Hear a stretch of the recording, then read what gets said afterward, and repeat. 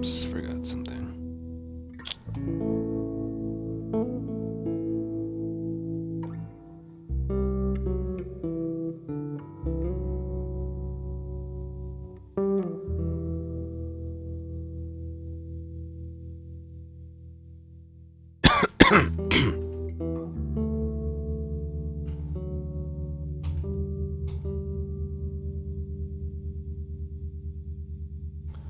I'm doing alright. I'm really looking forward to this being over.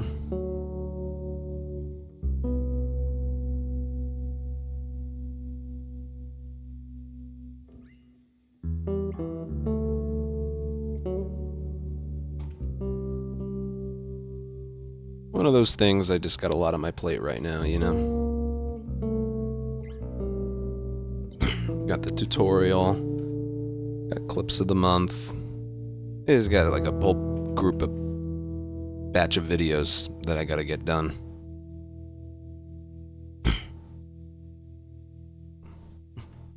You know, so right now things aren't very fun, but we get this out of the way and then we focus on permadeath and I'll be, oh god, I'll be smooth sailing. I'm really looking forward to that. Yeah, I figured the earlier I start, the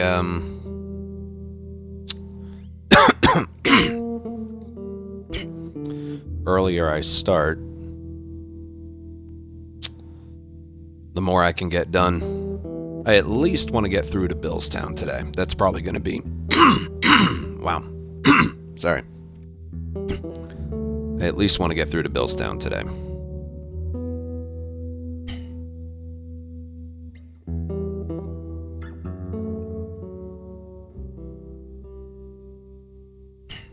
Yeah, no, it will. It will. Are we going to struggle? Are we going to fail? Absolutely. But it's different than just, like, I don't know, not getting anywhere, you know?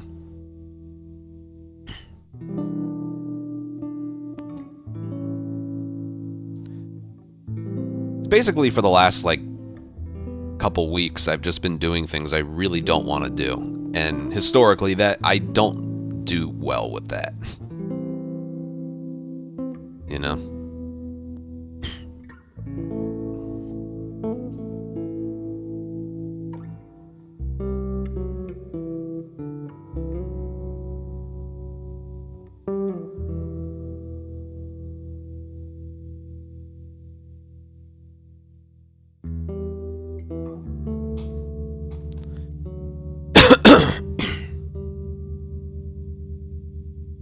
Yeah.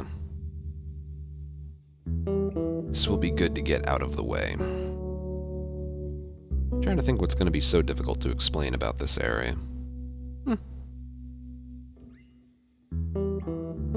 You'll see. You'll see.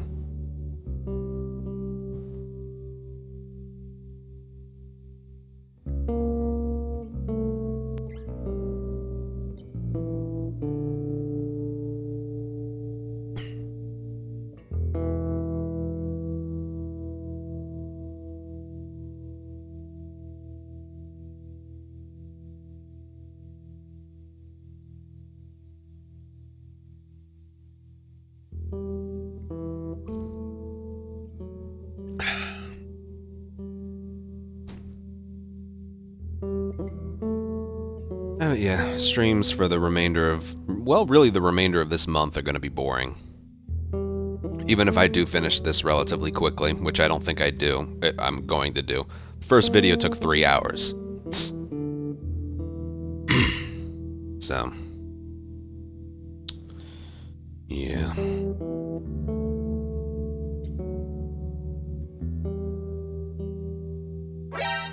Slay. Thank you for 25-month resub. Thank you. Yeah, I am tired today. It's kind of the reason I took off yesterday. It was probably because I didn't do the gym for like a week. But I did it on Tuesday and yesterday, but I was so tired yesterday.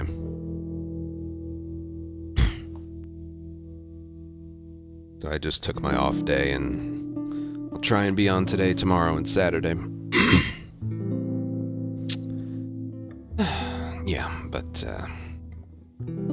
sooner I can get this done, the better.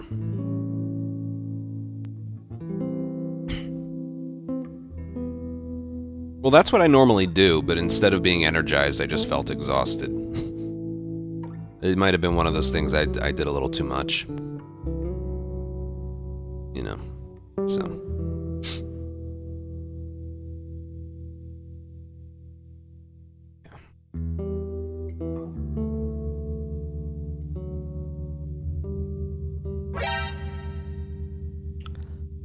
Blonded, thank you for a 6-month resub. Thank you very much. Yeah, I'm still tired today, but it just...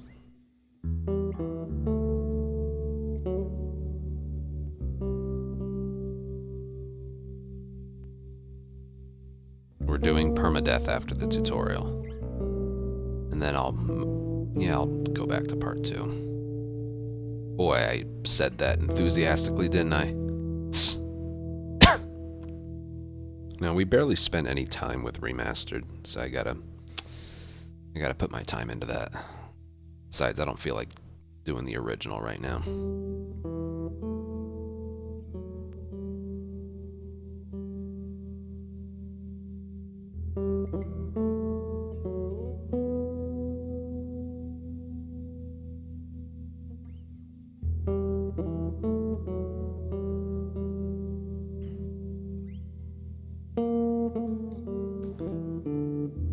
You know what? Let me update that tutorial.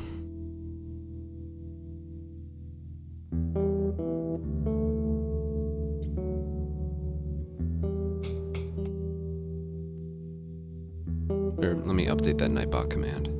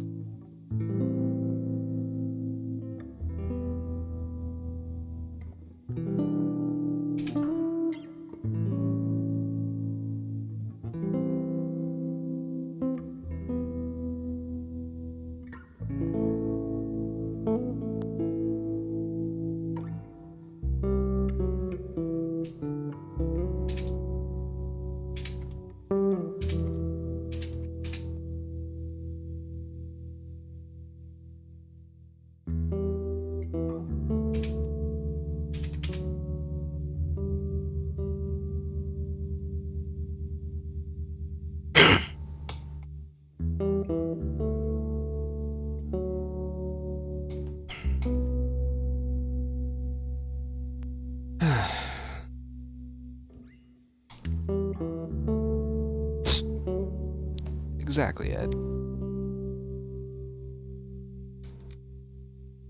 You can feel the enthusiasm through the screen, right?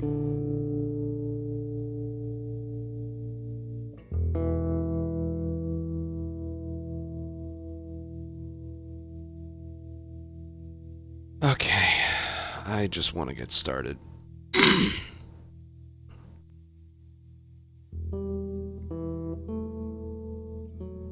Well, not really, but...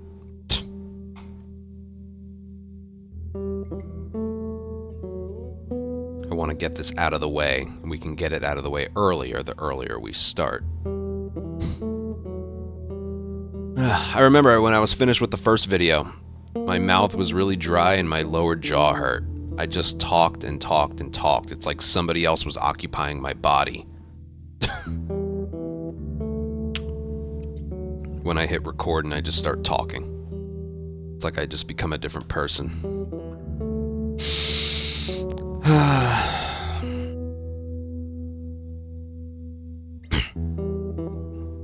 What are we doing? We're doing outside and then... downtown.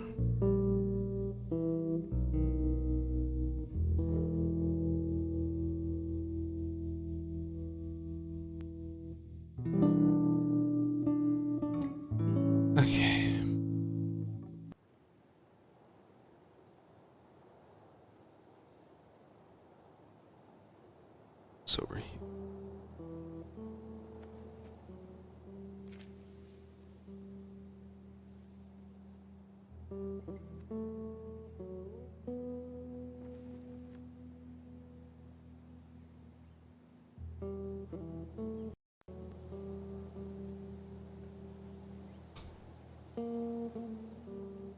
Alerts and desktop audio turned off.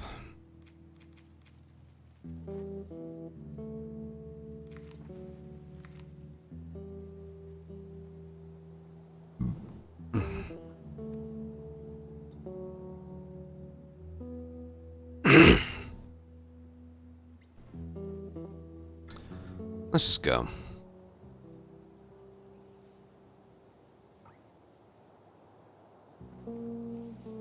Thanks.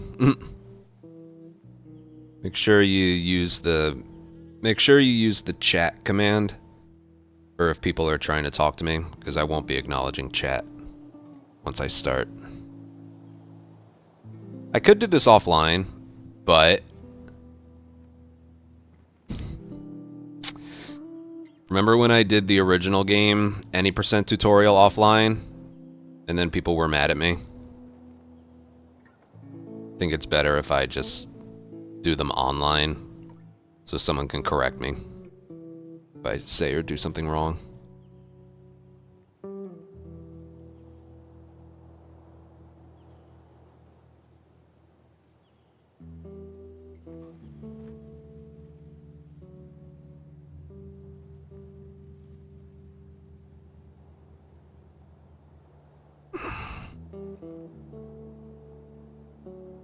Controller's all greasy.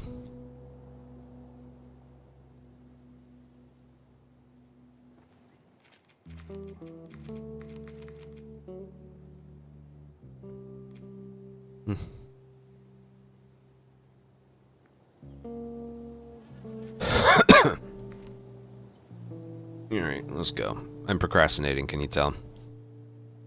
Hey, dropped. Yep. I'm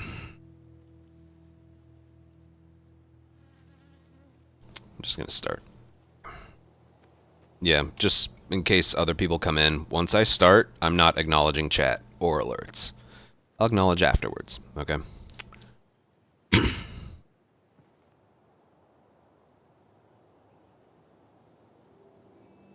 Hello, and welcome to part 2 of this Last of Us Remake PS5 grounded speedrun tutorial. Still a mouthful. First one was beginning of the game through cargo. Now we're gonna go from like outside, like right before the downtown area, through to Capital. So let's get going. We have our file right here. And we'll get going. And I shall disappear for this one. Hi.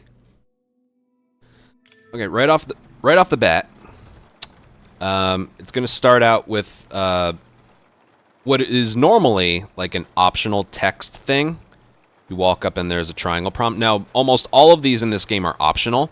There are a few that are mandatory. This one, there's another one beginning part 2 of the coal mine fight much later in winter, but this one is mandatory.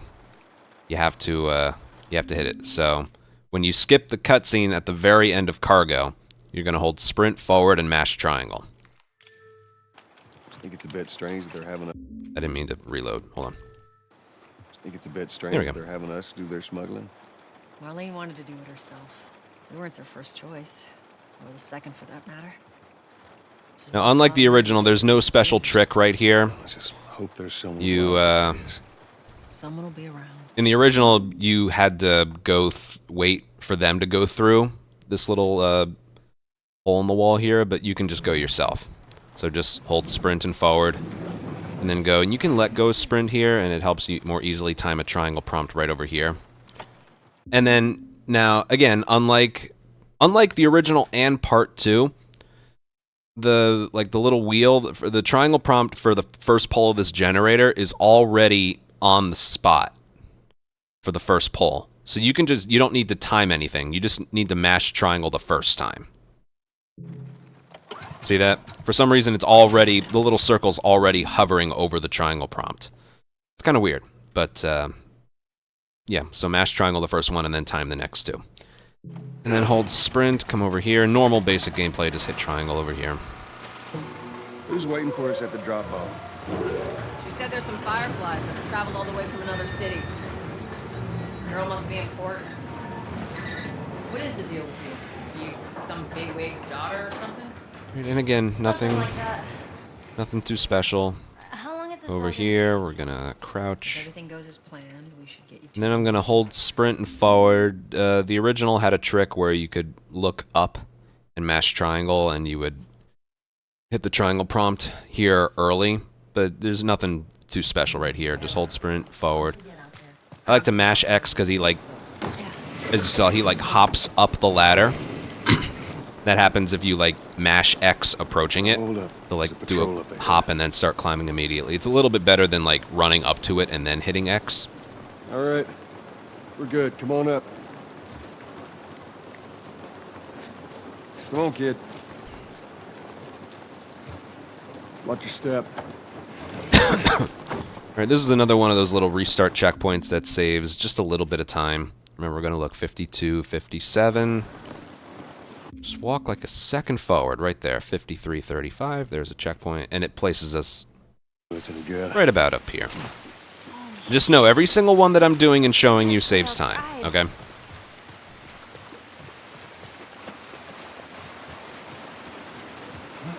Climb up. This way. I recommend climbing this right here. Also, make sure your gun's reloaded. I'm trying to think. We don't use our pistol until Financial District, so it's not a big deal. You can do it later. But anyway. If you do like the thing you did on the ladder where you mash X approaching this ledge here, Joel can like stutter step a little bit. Let me see if it happens here. No, he was... Hold on, I want to see if I can get this to show you. Alright, it's not happening here, but there are times when I have him climb and then he stutters and like his momentum takes him that way. So what I do to avoid this is I wait until he's touching it and then hit X, and then he's just a more direct path and he won't like trip and fall and stuff. Trust me. Skip cutscene, and okay. This first part's pretty easy. There's nothing to it. Sprint and crouch, you're gonna push Tess out of the way and then hold sprint again. I guess I can show that again with,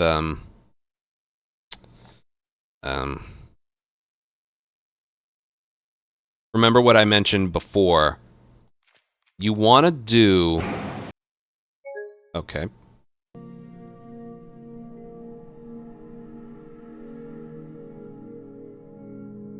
Well, how about that?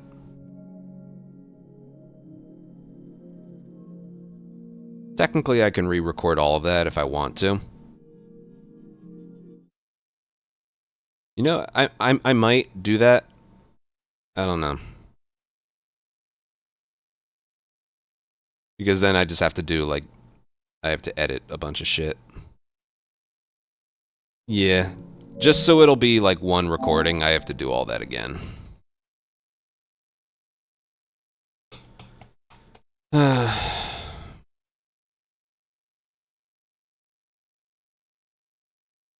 already deleted the file, so yeah, we're gonna do all of that again.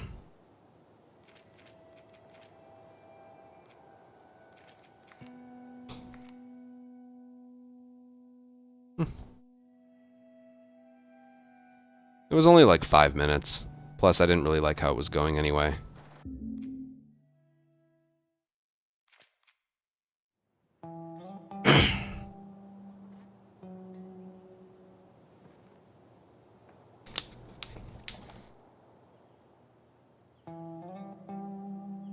Ay, ay, ay.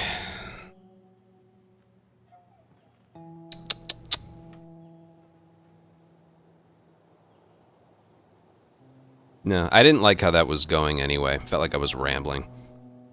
Sometimes I feel like there's explanations that I can just skip, you know? Whatever. Make sure we're good. And we're good. Alright.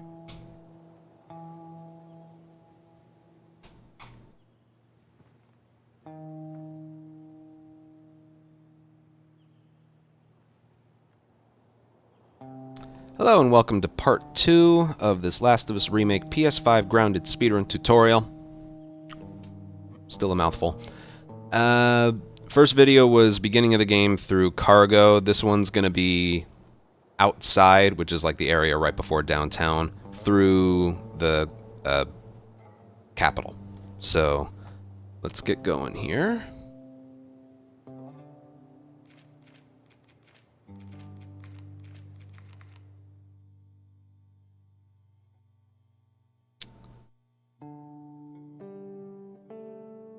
Now, let's see. So you just skipped the cutscene after you made it here, and you're going to be presented with this optional triangle prompt. It's a dialogue prompt. Now, throughout the game, these are optional, but there are a couple that are mandatory. If we don't hit triangle, we can't Tessa's going to admire the rain for forever. So, and there are a couple of these in the game. Not many, there's a couple. There's this one, there's one beginning part 2 of the coal mine fight in winter, but we'll get to that later. I don't know if there are any other ones. I know there are some L3 prompts, but I think it's this in winter, the only optional dialogue prompts. There might be another. But, yeah. So when you skip the cutscene, you're gonna hold sprint, forward, and mash triangle. I think it's a bit strange that they're having Like us so. do their smuggling. You can use this time to make sure your gun's reloaded. We don't use pistol. We don't use pistol until financial district, so it's whatever. Let's just hope there's someone alive to pay us. Someone will be around. Now, in the original, you had to wait for Tess and Ellie to go through the, this hole in the wall here, but you can go first. And then we're going to turn left without sprint held down and hit triangle on the generator. Not holding down sprint right here just makes it so you don't overrun it. Just like so. Because it just popped up. The game's still waiting for Tess to finish pushing the shelf. And now, unlike the original game, and unlike part 2, the first pull of the generator, you don't have to, like, wait for the... Like, you don't have to wait for any timing. The thing is already hovered over the triangle prompt for the first pull. So for the first pull, for every generator, you mash triangle for the first one, and then you have to time the second and third ones, but it looks like this. See that? It's interesting because it's taken right from part 2, but part 2 doesn't have the... You still have to time the first one. It's kind of weird. Alright, then just move over here and hit triangle on this thing. Who's waiting for us at the drop-off? She said there's some fireflies that have traveled all the way from another city. Girl must be important. Alright, I'll mention this here. I think I mentioned it in the right before 3 Infected, but this is where you want to, like... How long is this all gonna... Like, there's nothing too big here. You want to, like, crouch underneath there, but you want to do it with sprint held down. You get a little bit more forward momentum instead of letting go of sprint and then hitting circle. And that applies when we make it outside as well. So, circle with sprint held down. I'm only, like, mentioning that over and over because it can take a little while to make muscle memory. It's like you're holding sprint and, like, circle will force you to crouch even with sprint held down. All right, and this ladder right here, you want to approach it mashing X. And he'll do this little hop on the ladder, and you can move, start climbing it right away. And there's a, and then make sure to mash triangle as well. So, like this, mash X, point the camera up, and mash triangle. Make sure you point the camera up as well. Now hold up, there's a patrol up ahead. All right, we're good. Come on up. Come on, kid. Watch your step. Okay, and there's a restart checkpoint right when Joel takes a couple steps forward, so 53:14. Right there. time change, remember, we're looking at the autosave time to, when the time changes, that's how you know a checkpoint's hit. And this one doesn't save a lot of time, but it does place you standing and right here. So, yeah. I'm actually outside. All right, now you want to climb this ledge. I recommend, I'll see if it happens here, but I recommend climbing this ledge by, like remember when I mentioned with the ladder, mash X approaching it, and he'll start climbing right away. You want to do that for most things you climb, but there are some where you don't want to do that. This is one of them, because if you do climb this, like so... Up this way. Did you see him, like, get off the ground a little bit? And his momentum took him towards there instead of over there. So what you can do is just keep facing forward. Nope, I didn't do that right.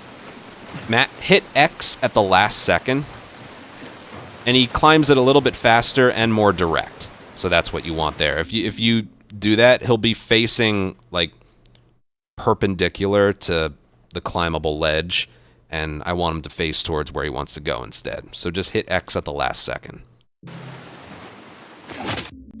Okay, and here's another instance where... I'll update the save file.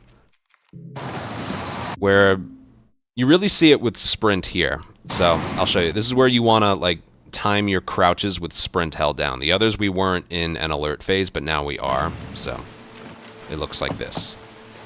Holy shit! I got two. Yeah, and then you push Tess out of the way. Let me see if I can show you. 12. Requesting immediate backup. Just talked to them a minute ago. Those fucking stragglers are around here. They're gonna be out in numbers. Secure the area. Yes, sir. So if you let go... Hopefully no one shows up. I don't know if soldiers, like, show up here, if it's just noise. Anyway, I'll show you right here. If you let go of sprint and then hit circle, he doesn't really get any momentum. He just kind of stops, whereas if you hit circle with sprint held down, he has a little bit more forward momentum. So it just looks like that instead of that. So...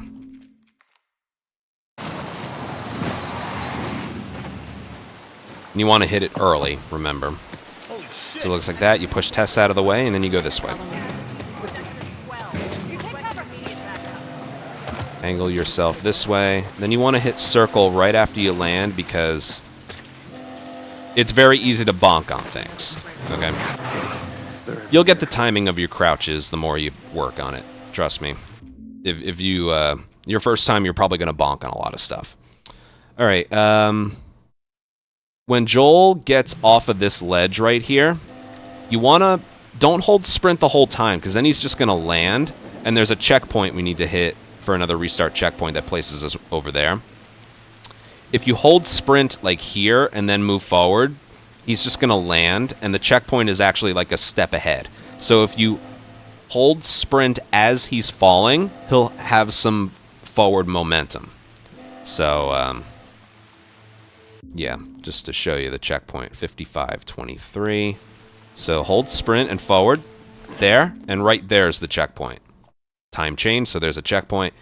Again, if you held sprint, he would, like, stick in the mud and then go forward. The checkpoint isn't when he lands. It's when he lands and goes a little bit forward, kind of like there. So, something to keep in mind there. Okay. Now, I mentioned it places you right here, but if you just hold, like, right, you can see, like, the angle of this wall is pretty strict. So, what you want to do is hold sprint back and then forward. You don't have to worry about the alert. You're not going to get hit. Okay, now watch what happens if you hold sprint the whole time.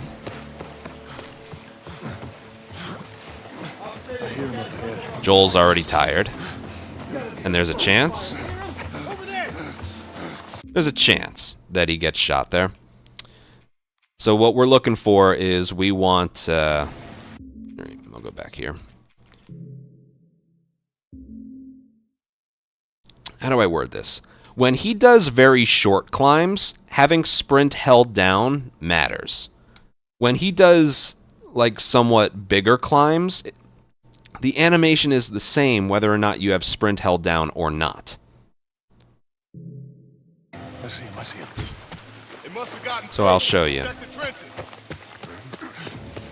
So basically, there's two different climbs right here. There's here. Oh god! Ow, bastard! I'll despawn him. I think I can do that. Yeah. Okay. Anyway, there's two different climbs right here. There's this one and this one. At least I'm sure this is the case. Okay, so he has sprint.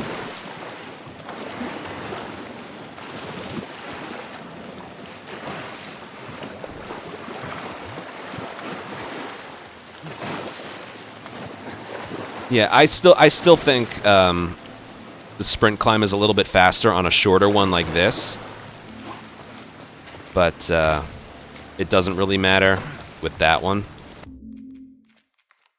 I'll do it from here, and I'll show you. Basically, you saw he has tired sprint the whole way, so at some point you want to let go of sprint. So this is what I do. I do a quick climb here, and then a jogging climb there. A sprint climb here, and then a jogging climb there. So he has full sprint all the way through. So basically it's, what is it again? Sprint climb, jog climb, and then same thing here. Sprint climb, jog climb.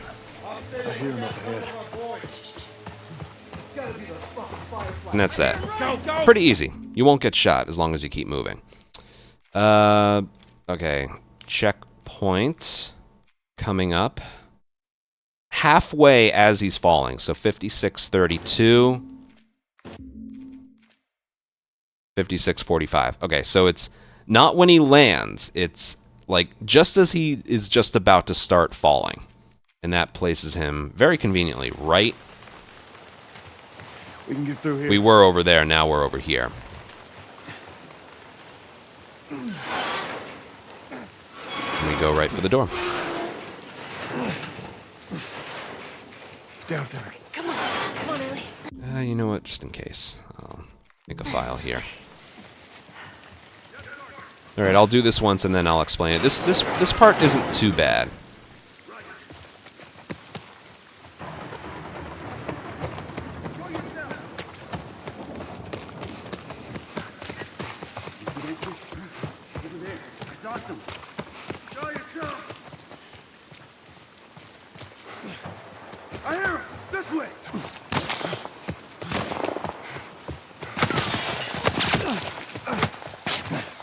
Okay, funny enough, damage actually doesn't matter at all here. Because when we begin Capital, you're given all of your health back. And from this point forward, it's still only from this point forward, it's only infected encounters for Downtown and Museum. And if you're good, you're not going to take any damage there. So, yeah, damage right here doesn't matter. Okay, that was good, minus getting shot. Getting shot as you're about to fall down into the, like the crater here, it is just random. That's just random. You saw he randomly, like, really reacted to getting shot. It very well could have just been a graze, so he didn't slow down there. Yeah, this area should still work the same on a restart encounter. Let me just check.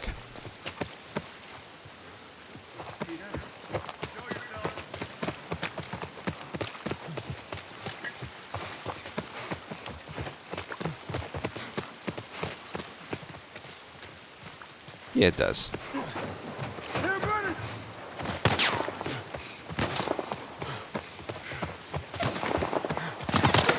See that? I didn't get shot there at all. Yeah, there's one enemy with an assault rifle, and they will, they're not fun to deal with. Okay, so, first things first. You can hold down sprint approaching. You can hold down sprint, like, a little bit before Joel can move, like this. And he'll sprint automatically. Then, when you get right around here, you want to crouch once. You want to crouch once. And the main reason is because you otherwise get alerted. And this isn't going to be fun.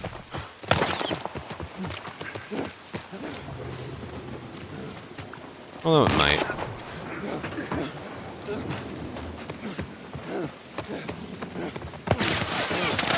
Okay, he made it through, but that's not fun. It also might be different on the first try. You don't do this area from a restart encounter or restart checkpoint. You do it from the door with the chain on it.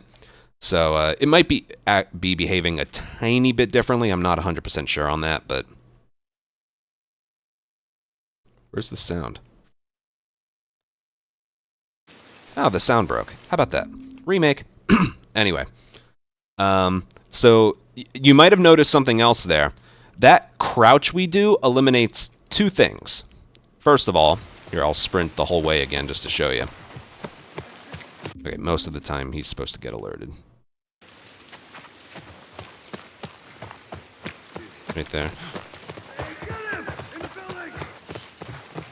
So that crouch, notice how he's already doing his tired sprint.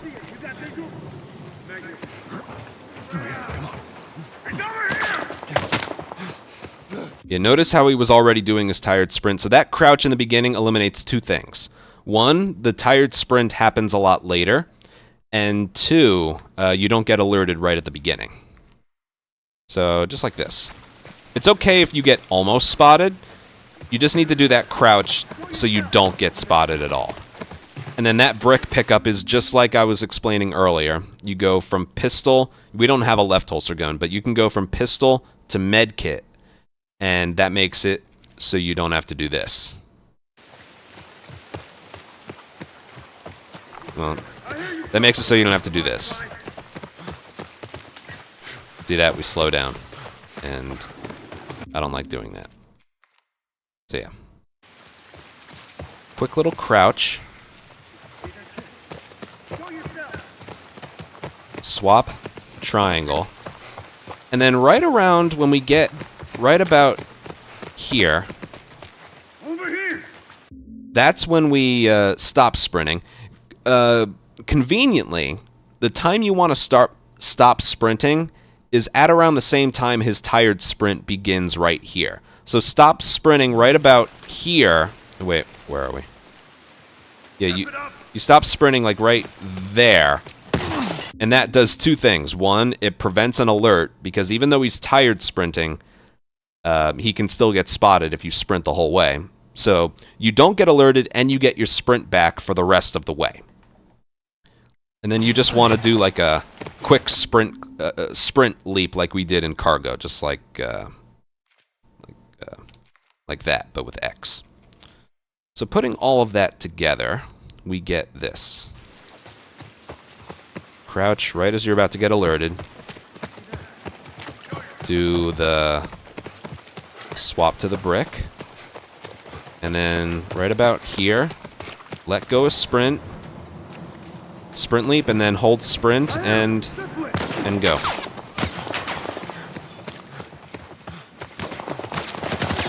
See that? We didn't even get alerted. Now, if you have a bottle, because sometimes in Cargo you're not going to use a bottle. Sometimes you're not. You need to pick up that brick. Even if you are, excuse me. Even if you already have a bottle, you need that brick pickup, because we're going to end up using a brick in the downtown fight. We're going to bash it over a clicker's head for the last kill. There are no bricks from this point forward, and it has to be a brick. If you bash the bottle over the clicker's head, it's not going to do anything. Well, it'll knock him down, but you won't be able to kill him with your fists afterwards. So, yeah. That brick pickup isn't optional. It's mandatory. Otherwise, you're going to be kind of fucked. Crouch. From pistol to medkit. Make sure you're hanging to the right. Let go of sprint. Sprint climb. And go. And that's it. Alright, hit circle when he lands. And you don't want to hit sprint, or you don't want to hit crouch in midair, because he'll land crouched.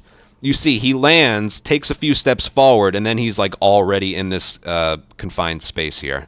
So I'll do it all one more time, and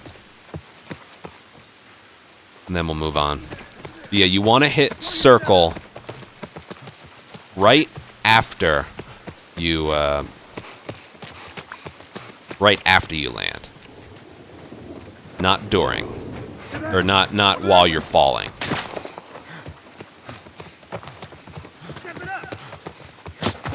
There we go. You already landed on some rubble there. Whatever. Okay. When checkpoint and encounter goes away, there's a checkpoint right there. That'll place us at the stairs a little bit ahead of us. And then with sprint held down, crouch. It's got that momentum. You can. I always do this for the flashlight if it ever goes out. Let me make a file here. Okay, so right here you can't. I actually want to see something. Hold on. Yeah, I'm gonna hold sprint the whole time. Think we can squeeze through here. Charlie squad, report. Shit. I got more soldiers. Target's still on the loose, sir. Just to see if it is draining him at all. I don't think they see us. Acknowledge. Get to your vehicle. Stay in the shadows. Alright, it doesn't appear to be. Okay, so right there, it doesn't matter if you have sprint held down or not. Okay, so sprint up here. Sprint, crouch. I like to turn the flashlight back on. Right here, you're forced to walk, but you're able. Basically, you can't run here until they're done talking. So you want to crouch walk here, and what does he say? Break off pursuit and report back to Sector 11. After he's finished with the word 11, you're able to sprint. And yeah, you just want to do it like this. You can't climb anything either, so you just crouch walk forward. Break off pursuit and report back to Sector 11. And then hold sprint and forward, and then just go. And it turns out if you have sprint held down while you're crouching, it's not draining it. So, yeah. Okay, when he lands in the water, crouch, because otherwise you'd be walking. And then halfway you can hold sprint, and then he'll stand up as early as he can. Just like that. And then we can keep going.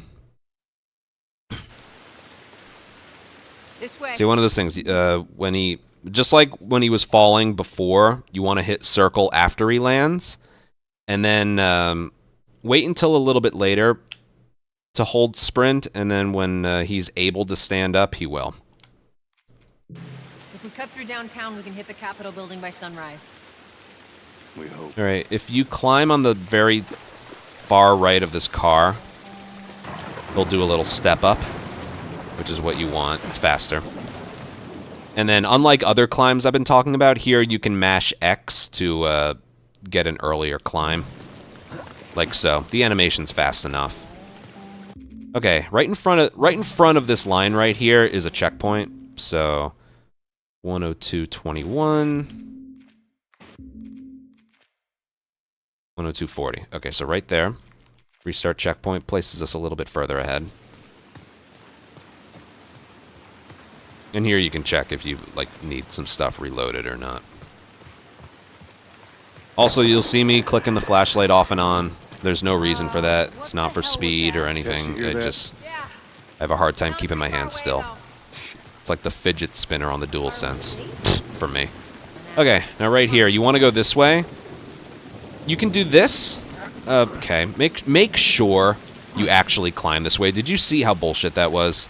Because if you climb up here, then the game's just gonna, yeah, it acts weird. And then right here, you can't even fall off. He has to lean off. So make sure you don't mess up the movement here, because you can lose a few seconds.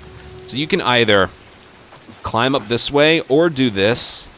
If you get right here and then hit X, he'll do a little step up. Whichever is best for you. I've tried to do this, but then accidentally done that. So what I normally do is just make sure I do it right, and okay, fine. I round the corner, and I do this. Just to avoid any weird things from happening like that. But I would say the fastest thing is probably this. Because of the momentum. Whichever you feel like doing. In here, like I said, mash X approaching it, not when you're on top of it. Hey, Tess. Coming.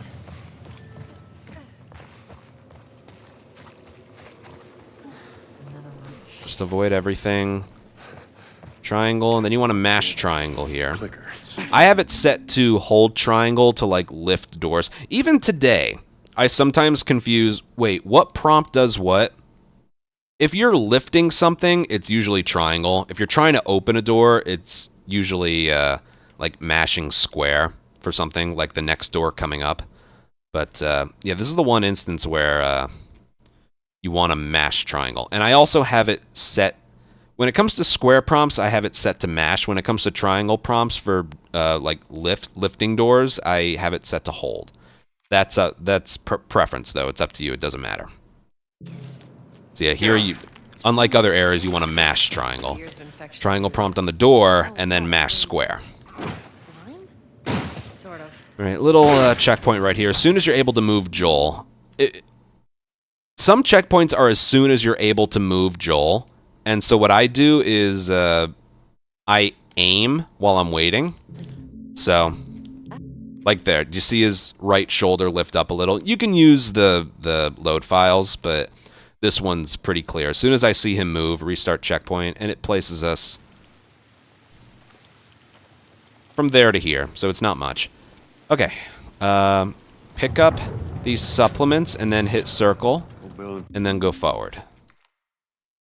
You want to make sure you're a little bit to the left, because if you're to the right, you're going to crouch and then do that, and it's a little bit easier to do this all standing up. So, like that. Just like that. Like it's about to fall apart. Then do a Watch leap. your head. Okay, hit triangle, and his running animation is the same. You can hit triangle from really far away, and his running animation is the same as if you were running up to the door. And then you want to, yes, 104.56.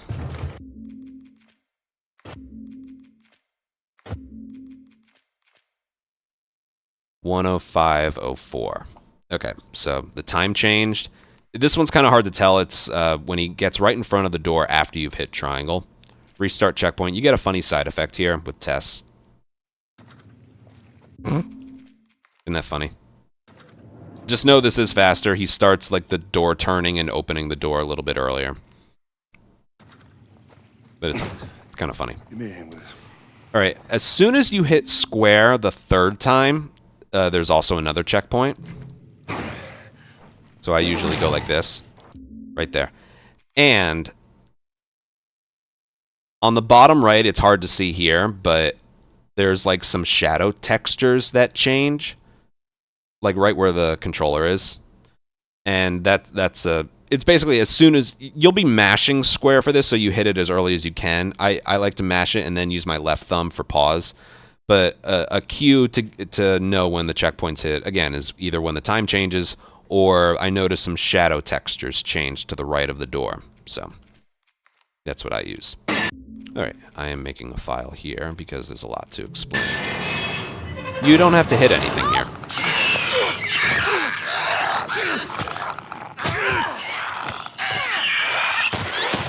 You don't have to hit anything here. All right, now do you remember back in Slums? What was it, Slums? Yeah, the first encounter in Slums. I killed an enemy, and then I said hold sprint, and then don't let go of sprint at all. Remember when I said that? We're also going to do that here. Okay? Now, the earliest you can hold it down the whole time, but I think the earliest you can hold it down is right about here. You alright? It's nothing. And as you can see, even though we're not in an encounter, we can sprint. Let's get the hell out of here. Now, you still want sprint held down, okay? Because then he can sprint right here. We're going to get some crafting ingredients while Ellie is getting lifted up by Tess. This clicker never drops ammo, so don't worry about that. Right here, there's a full thing of alcohol. There's a full rag in there, but we don't need it. We'd also lose time by going to get it. And as you can see, we make it just in time Go on, big guy. for a triangle prompt. Now, there is no triangle prompt, but you just need to hit triangle. Okay. Let's go back, and I'll show you what happens if you don't. hit sprint at all, again, you don't have to hit square.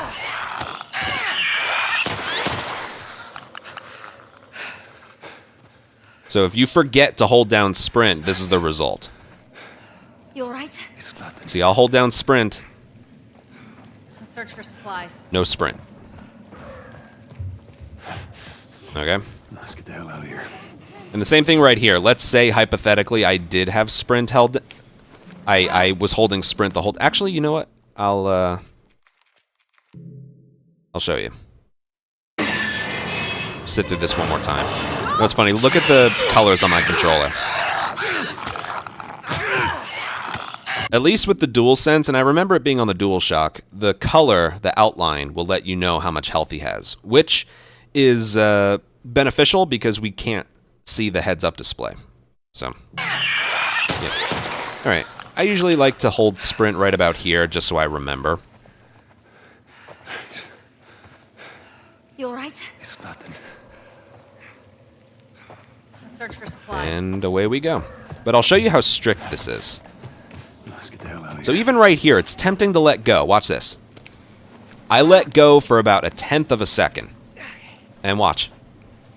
He's lost it. So when you do this, you need to hold sprint down the entire time. And I'll show you right here, if you really want your own route and stuff, there's a full rag right here as well. I'm telling you, we don't need it. You gotta trust me on that, but, yeah. For this route, we really, sincerely don't need it. Alright, I'll do all of that correctly now, and we'll move on. I'll show you. Mash square. Nothing different happens.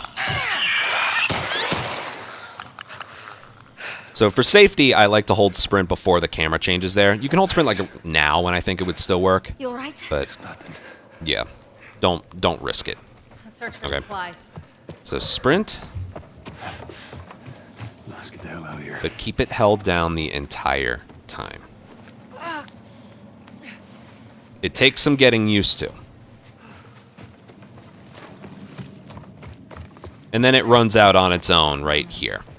It runs out when Joel would otherwise begin tired sprinting. Does that make sense?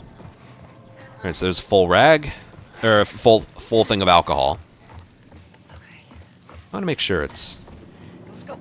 Oh, X works too. I didn't know that. I wouldn't recommend using X, because if you want to back up for it and you hit X, you'll quick turn. I use back and X for quick turn, but I don't use it that often in this run. I don't think I use it at all, actually. Yeah, so just use triangle. Okay, I think I talked about this before. This right here is a cutscene, but this is one of the cutscenes where you don't want to skip it. Again, I can't show it here. You know what? Hold on, give me 1 second. I'll bring up my record.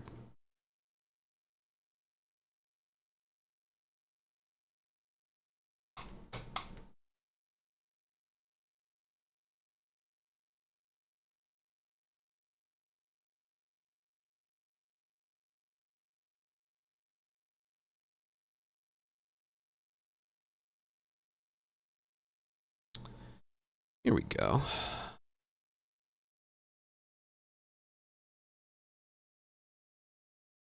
So as you can see, this is the same cutscene, just a little bit later. Watch when it starts up again compared to when Joel moves. See the little timer at the top right? Did you notice how he was able to move while the timer... See that? He's able to move a little bit while the timer is still paused. Developer oversight, I'm sure. But you'll see if we were to... I'll make a save file right here. If we were to... One moment, please.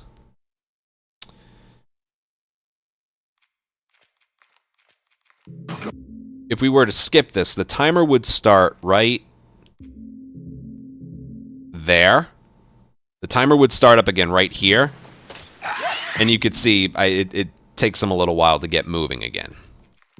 So I'll, Oh, Up there. Look. Yeesh. it's weird. It didn't make the save file on the cutscene. That's kind of weird. All right. Hold on. I'll get us back to the cutscene.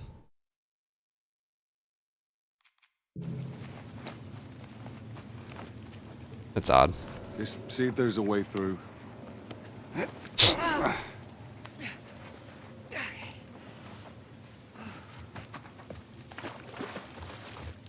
Yeah, I paused the recording. I remember in the original, in Coal Mine, I would quick turn.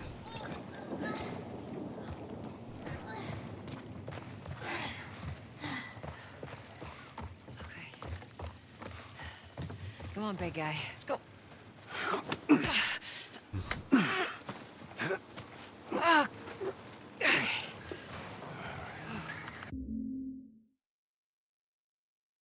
Okay, here we go. Shit. Go, go. So the strat here is you want to hold sprint and then like down and then to the left. If you hold left, you run into Ellie and Tess. And then, like I mentioned when we first began this video, this is really our first instance of doing this. There's two climbing animations. One that's relatively fast that we've seen before, and another that's like ridiculously slow and detailed, which is the reason they put it in. It can get you killed here, but there's a way around it. I'll show it off multiple times. The sprint, left, forward, you run past the clicker. Right there. That was the fast climb. Okay? This is the slow climb. And it happens if you hit X from far away. And it can get you killed. I don't know if you noticed how slow that was.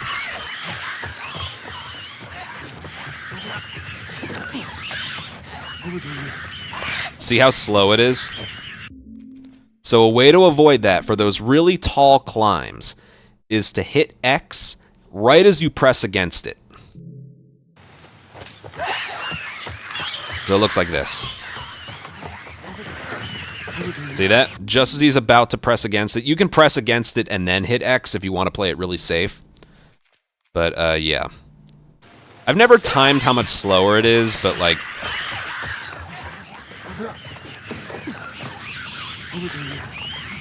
And I've had it where the clicker actually, like... His hand hits your foot when I'm almost at the top, and it killed me. So, there's that super slow climb compared to this. So make sure you do that. Okay, checkpoint right here. This one's super important. It gets Tess and Ellie right next to you, because I know when we do permadeath and you can't do this checkpoint, you end up waiting forever for them. So when checkpoint and encounter just goes to checkpoint. Right there. Checkpoint's hit. The clicker's despawned. And, you can't go back. And Tess and Ellie are right here with you. Okay, so then what you do is you mash sprint forward and you mash X so you climb over the thing. And this is a good part to introduce when Joel is landing from some tall, like, some high falls, basically. So watch this. Oh, he didn't... I guess he doesn't do it here. All right, we'll focus on that in another spot, I guess. All right, yeah, we'll focus on that later. Basically, what ends up happening is... this happens a bit later, but sometimes Joel will, you know, jump down or fall from a distance and then land and then take, like, 3 seconds to stand back up. That's avoided by hitting circle mid-air. Like that. But I guess you don't have to do that here. Hold on. Oh, no, there it is right there. See that? Yeah. I don't know what makes him do that. Well, either way, you don't want that, okay? If you hold forward his momentum continues to go forward. If you hold back, that's what gives him that super slow, like, recovering animation. So what I do to avoid that is I mash X, I hit circle, and then I turn around and hit triangle right away. So again, it's right after, it can be as he's falling or right after you hit X. So I hit circle right there, and then go. And I turn the camera and hold forward while I'm doing that. So all that together is like this, circle, turn the camera. I wait until after he lands before I hit sprint again, because if I do circle, then sprint, I still get that super, super slow recovery animation. So, boom, circle, and then go. And then hold back. Trust me, the slow recovery animation will irritate you enough that you become an expert at this kind of movement. Come on. All right, once again, climb, and then as he's falling, hit circle, and then right about there, right before he lands, you can check the time, but it's right before he lands, there's a checkpoint, and it triggers in this dialogue a little bit faster. Just don't look down. Okay. Are you serious?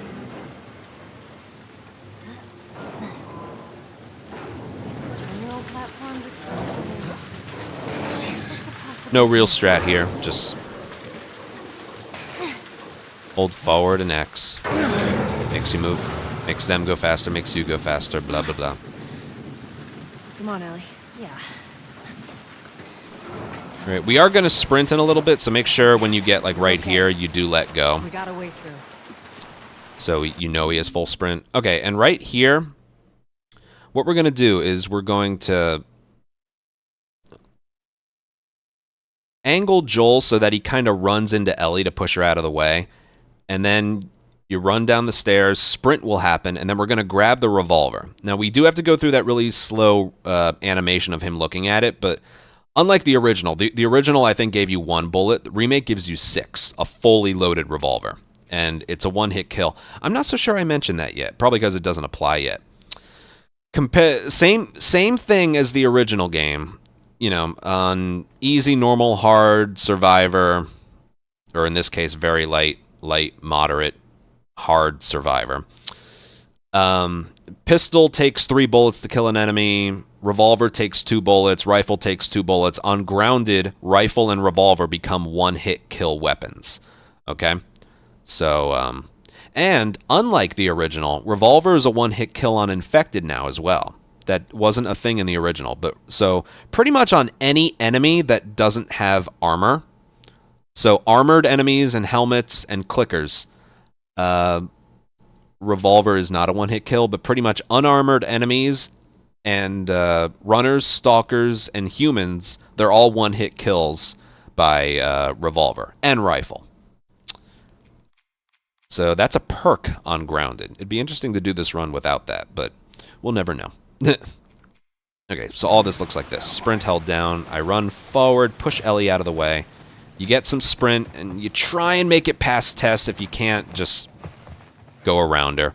If it works, I'll probably show that again. If it works, you'll get around Tess before she goes through the door. So then we get the revolver, and we want to use this revolver, but we don't have it in our inventory. So what we do, right here, swap it out. Now, you may notice right here, it's the same thing with, like, I've been talking about, like, sprint crouching versus, like, crouching letting go of sprint. Is there anything in here?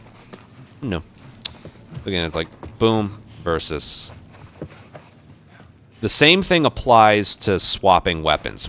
We can now swap weapons. I use square for that, and I believe it's X for crafting, but, yeah. If you do, like...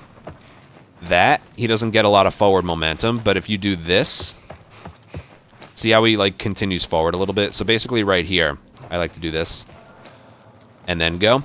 The whole process of swapping weapons is a lot faster in this game because in the original, you couldn't like actually swap until now, but in this game, you can like... That does create a little bit of a glitch later with the left holster, but we'll talk about that later. Basically, if you go like left holster or yeah, left holster, swap, then right before he's finished unloading his backpack. The game swaps back to the original gun. But, you know, we'll focus on that later. You won't notice it too much. So yeah, pick up the revolver, swap it here, and then go downstairs. And you want to do a jump because otherwise he, like, leans off the side. And, yeah. We'll do all of that again, and then we'll focus on the fight. The fight is actually very easy. Just don't look down. Are you serious? Certainly a lot easier than, 20-year-old platforms expressway. a lot easier than, Possibly go wrong. the original.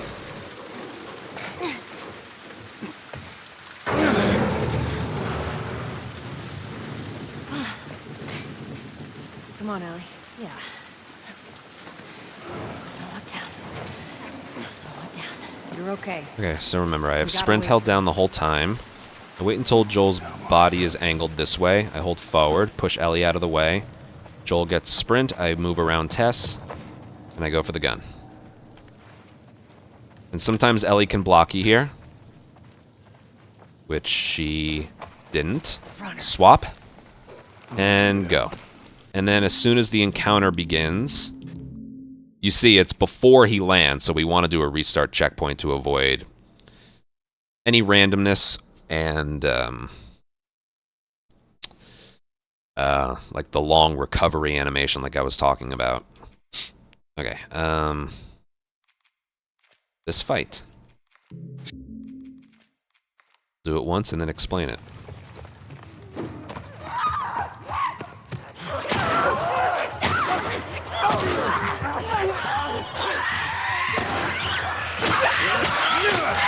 That's it. And then after you're done, you pick up this melee weapon and that brick, and then you wait for the encounter to end. We can do this as many times as we want. Okay, first things first, don't sprint this way, because you'll get heard by that clicker. Like, you want to get alerted by the one at the end of the hall, but you don't want to get alerted by this clicker. If you hug this side of the wall instead the left, the clicker will hear you, and he won't be in the spot that you want. The first things first, go and hug this side of the wall. And as you see, the clicker wasn't alerted to us that whole time. Now, then just fire 3 revolver bullets.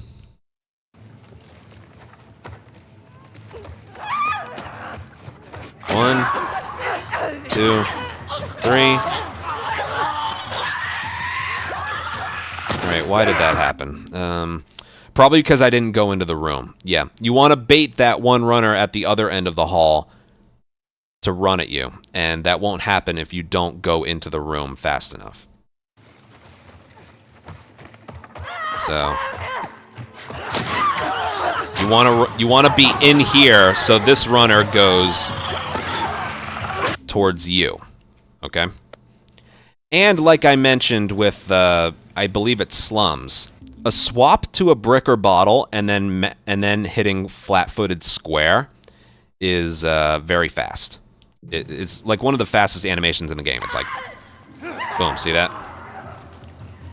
And make sure you don't have sprint held down, because otherwise you're going to do that. And you don't want to do that. You want to do the bashing. So you make sure you're flat-footed without sprint held down. Yeah. Again, if you're getting the body shots from here, this runner isn't going to be there. So, yeah. Make sure when you get those shots, you are in this room when you get them. Otherwise, that runner will be in a spot you don't want him to be. Now, if your movement is perfect, you can also do a quick turn here and then sprint. No, I got alerted too early.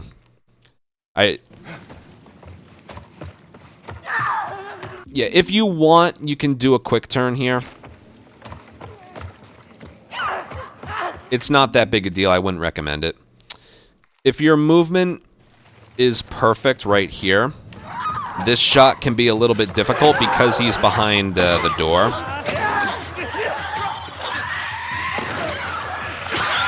So if you want, what you can do is like brush against this door here. That slows him down.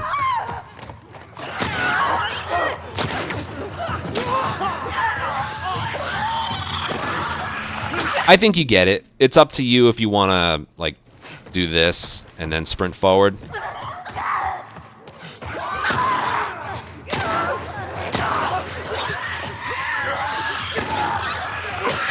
I wouldn't really recommend it, though. This feels a little bit more natural because you're moving the entire time. All right, I can also show you something else. This is another instance where you want to get the first shot with sprint held down. Let me show you. Let me tell you why. Because if you do this thing where you let go, like, boom.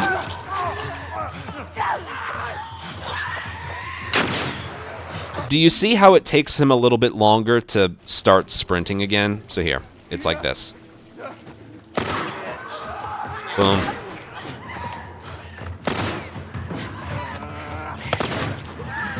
Notice how he's not sprinting right away. If you have sprint held down the entire time, it's easier. See? He sprints right away. That's the whole reason I do that. You want to do that with the first bullet, not necessarily with the second and third. See, because if you let go of sprint... Oh, I missed. Hold on. If you... I think you see where I'm going. If you let go of sprint, you might not make it into the room in time.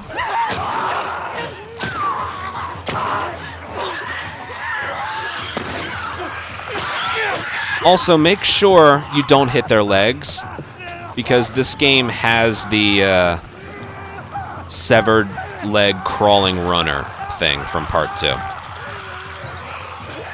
Also, I gotta tell you, doing a brick bash is like a lifesaver in this. Here, watch. Oh, okay, yeah, it killed him, but the brick bash on the clickers never really worked in the original. It didn't work properly. It would most likely result in a death. Even if a clicker is right on top of you, if you have a brick in your hand and you hit square, you're not going to get killed by him, no matter what. But yeah, I was mentioning, make sure when you fire this first bullet, you have sprint held down the whole time, because you see it gets you into the room a little bit faster. Yeah, clickers are very finicky. Like, watch. See that? He was right on top of me. And there's also... You can do it from far away as well, and you're fine. So yeah, all that put together, make sure you have sprint held down the whole time here. Boom, boom, boom. Shoulder swap. Use the brick for the kill. Now, that clicker right there is sometimes capable of dropping a revolver bullet. What am I gonna do? Let me see if he will drop one.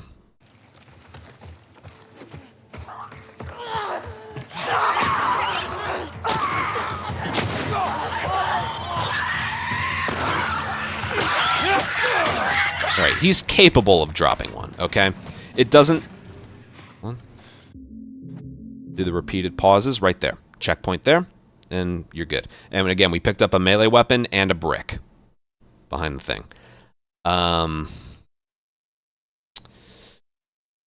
What was I talking about? Yeah.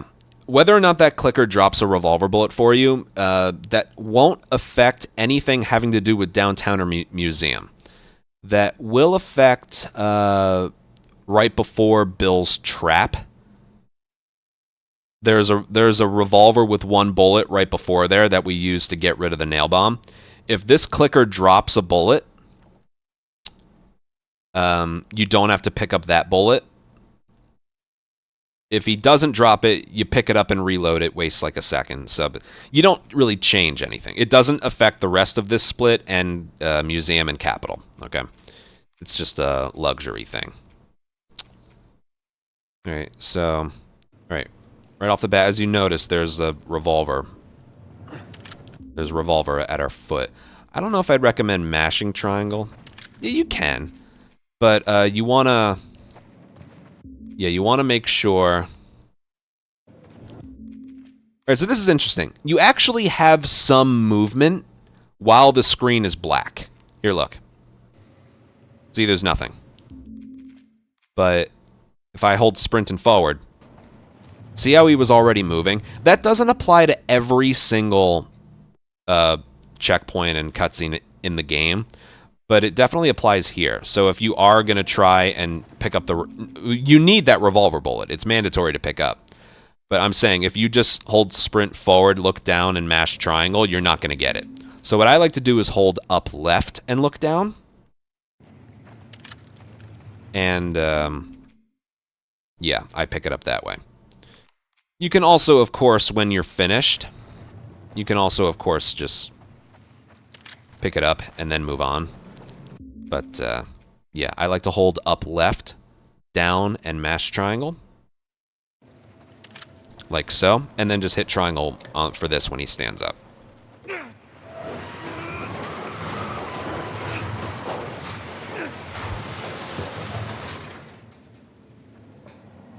Tess, go. All right, hold on. This'll work. Give me a hand, Ellie. All right, right here, there's a couple different ways to climb up this thing here. It's kind of glitchy. That should do it. Of course, you could do this where you just climb forward. But that's kind of slow. There is a thing we can do here. Let me see if I can get it. Where if you hit X from like over here, you can get that. And then you just have to let go of sprint, then hold it back down, and he'll start running right there. But yeah, it's kind of weird. There's also this, I think. That's probably the most frequent. There is a step-up one. There's another one. I don't know how to trigger it. Oh yeah, that. And then you go. So there's like 3 different ways to climb up.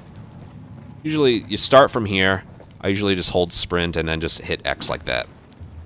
That's the fastest one right there. And then I reload.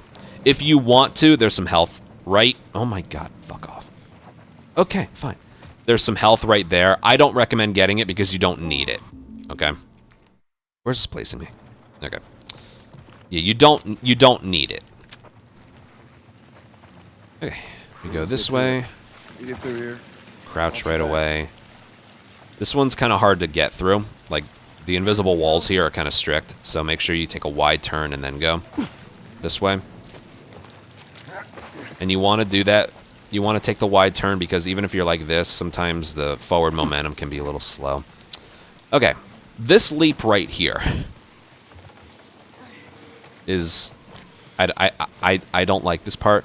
You want to jump because otherwise you get this leaning off the side thing, and there's that slow landing animation again. Remember that one? You get through here. So to avoid the leaning off the ledge thing, you want to do a jump. But if you do a sprint jump, you get that. So what you want to end up doing is doing that jump without sprint held down. You get through here. This is important. This is like this one can lose a lot of time. So when you approach this thing, you want to like let go of sprint right here so he'll do a jogging leap instead of leaping. If you don't have sprint held down, he won't jump as far, basically. So like this. See how he didn't go as far? Now, he's going to do that slow recovery animation the whole time. You know what? Here, I won't restart checkpoint anymore. So as soon as he jumps, hit circle. And then we can go. After we get back. Easy. If you were to, again, if you were to do a sprint jump and hit circle, he just... Hey, you're the one who's going on. See that? He hits the wall. He goes a lot further. So, yeah. All right, all of that put together. You get through here. Watch your back. You get this. Let go, circle, and then go. Nice and simple. get back. Right here, try not to sprint. Try not to, once you exit this enclosed space, try not to just run forward, because this game has a really annoying animation of him pressing up against a wall. Like that. This game is in love with its animations. It's our duty as speedrunners to avoid all of them, okay? So yeah, there's this dumb animation right here. Oh, a wall, let me press against it. Just angle yourself away from it. Like that. Where's this gonna place us? Alright, back here. You get through here. Watch your back. Even right there, if you don't turn the camera and hold, like, the opposite direction, You get through here. his momentum takes him forward. So even something like that. When he falls, you want to hold the opposite direction. Watch your back. Like so. Let go of sprint. Crouch. And go. And make this turn so you don't press up against that wall. Like so. You won't take Now it. here's another instance. Remember when we were first introduced to clickers and I talked about the climbing? Same thing here. To avoid And you always this. brush me off. Not this time. Unbelievable when I see it. Once you leave here, press up against this and hit X. Just the difference in animations is ridiculous. Here, look. There's that versus that. Make sure when you exit here, you're pressed up against this wall and you hit X to climb. All right? Hold sprint there. Here's another example where you want to hit back as he falls. Otherwise, it's going to be this. And that kind of just takes us away from where we want to end up. Oh, is it going to send us back? Nah, whatever. All right. Well, that's just about everything, You so. get through here. Watch your back. Let go. Jump. Circle. Hold sprint after he lands. Sprint, crouch. Don't hit that wall. You won't take it easy. Hold sprint, press up against this wall, X, And you always brush and me then off. crouch. Not this time. And then hold sprint and Unbelievable when go. I see it. Turn the left stick backwards, Through here. there. And then go. And then as he's falling, there's another checkpoint that places us like, oh, okay, I hit it.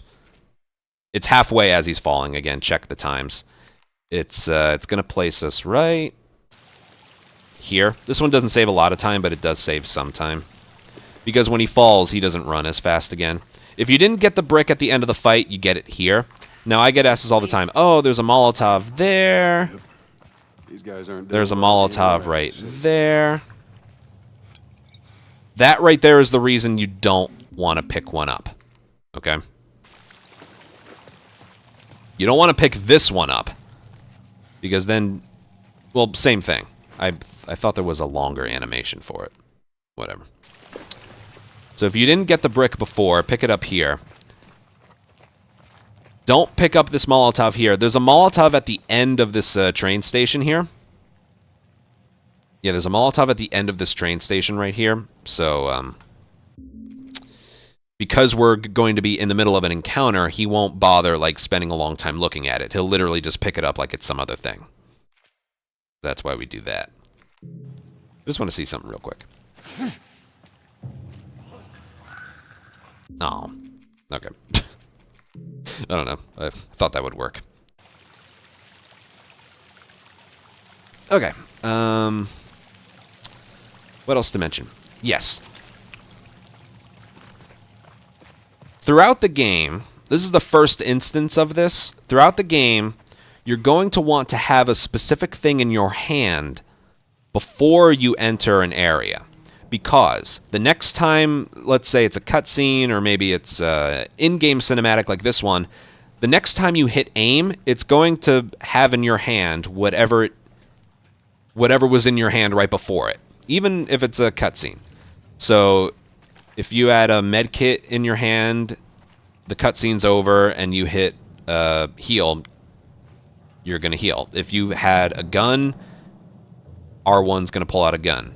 If you had a brick, you hit R1 after this is over, the brick's going to be in your hand. Same thing applies with aiming. Basically, our first thing of movement is going to be distracting them with a brick. The strategy can be a bit difficult, but it's consistent. Yeah.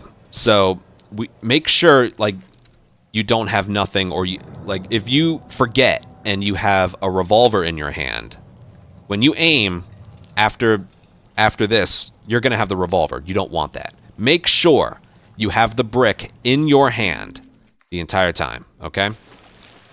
Again, if you didn't get it from the fight, there's a free one right here. Make sure a brick is the thing that's in your hand, okay? And then right there begins the encounter. And when you restart checkpoint, you skip their whole conversation and you can just begin the encounter, which is good and convenient. I'll update the save file right here. So let me do this once.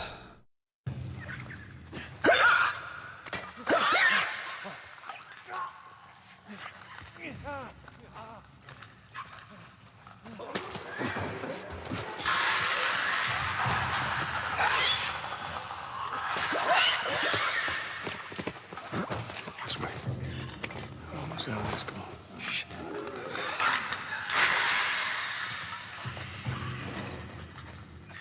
All right, come on. And that's that. I'll do it one more time and then I'll explain it. Watch when I throw that bottle against the vending machine, like the red vending machine, which is specific. You need to do that. There was a clicker there. That's the one random thing in this encounter. Sometimes there's a clicker there, sometimes there's not.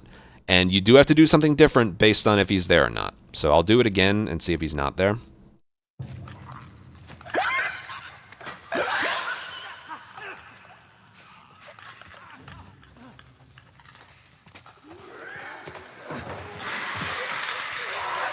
Okay, I don't know why that happened. Forget it.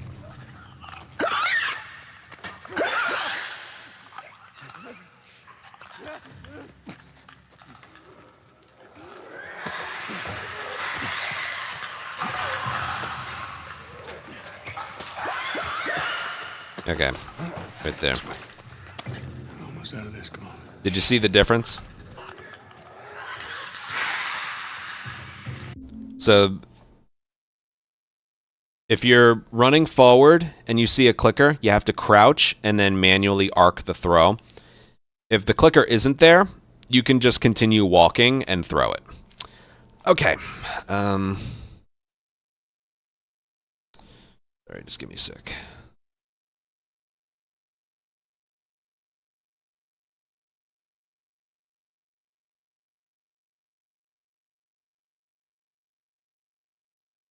All right, I paused. I just need a little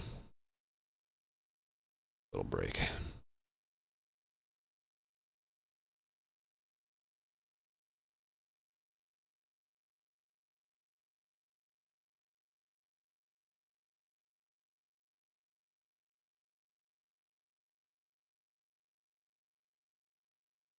Hi, everyone.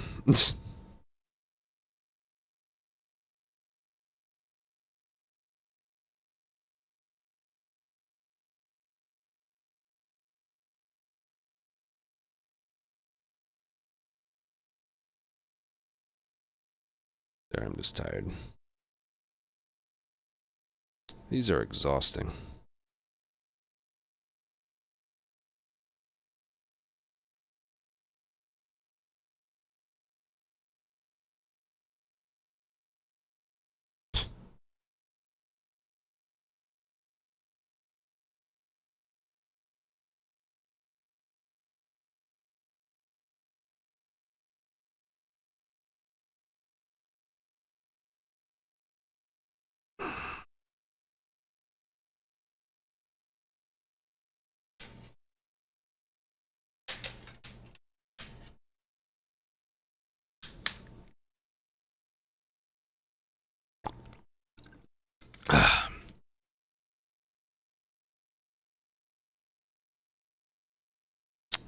Okay.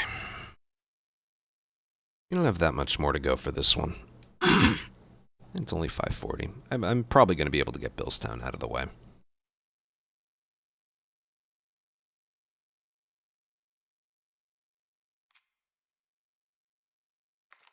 Alright, so first things first. You want to aim, walk forward, and throw this really far. Okay? So the whole movement looks like, again, you're aiming, holding forward, turning the right stick up left, and then timing it. And then timing the throw.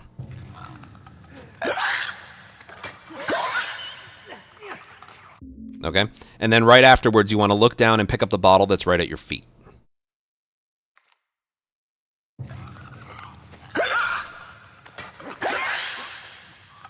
Now, there's also some specific movement right there.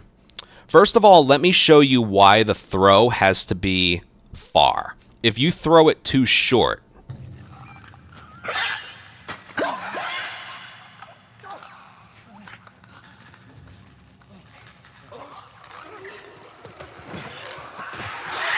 that's why. That clicker that was by the vending machines, he hears it. But if you throw it really far, like that, he won't go to investigate it. So that's pretty easy to remember. If you throw it short, he'll investigate it. If you throw it really far, he won't. Okay? Let's see. What else? So yeah, that's why you need to have a brick in your hand right away. We start with aim. Throw it far. Right after you throw it, you have to move slowly.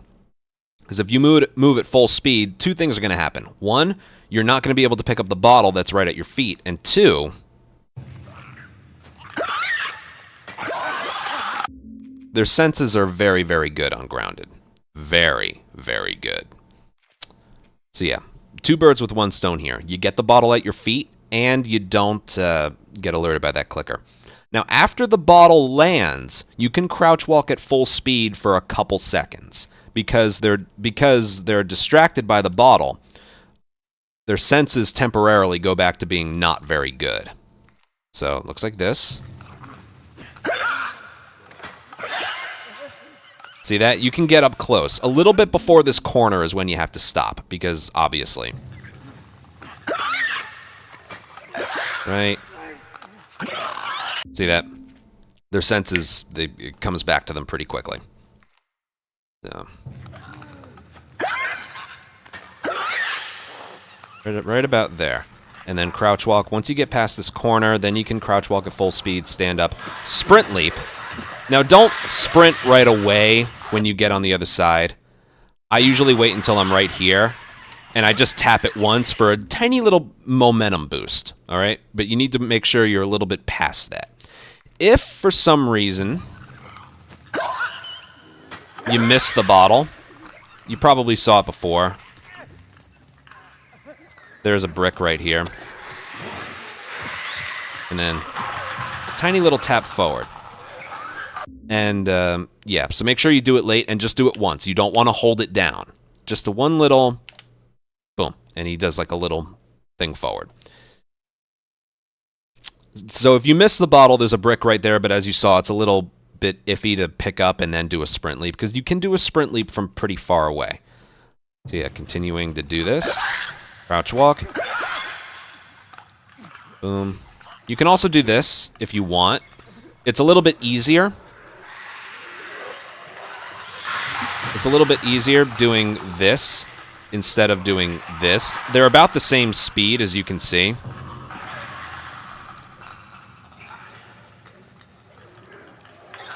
You don't want to crouch walk at full speed again, because they'll hear that.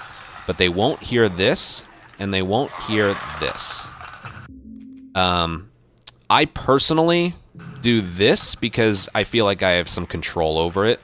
This is a little bit easier. It's personal preference, really. They won't hear either, but at least I don't think they will. Let me see.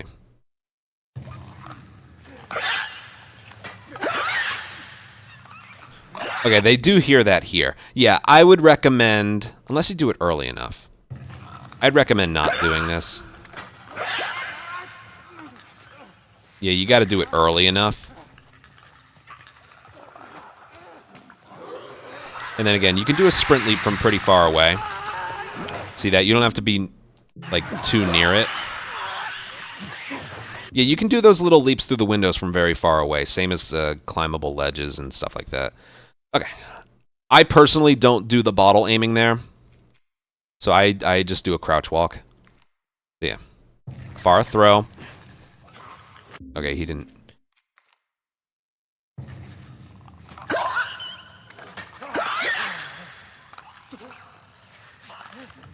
Yeah, I guess I didn't focus on that either. The clicker does a little chirp when he thinks he hears something. So if you do like a crouch walk... I want to see if this works. I might get too close to him. No, it still works.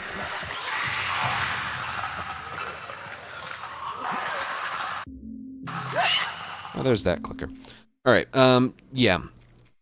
You'll notice the clicker gets out of your way a little bit earlier if you get him to chirp. So after you throw the bottle, you can hold forward for a little bit longer, but then like right after, just slightly. I can explain this the best I can. You got to practice it yourself to understand why things work, why things don't. But yeah.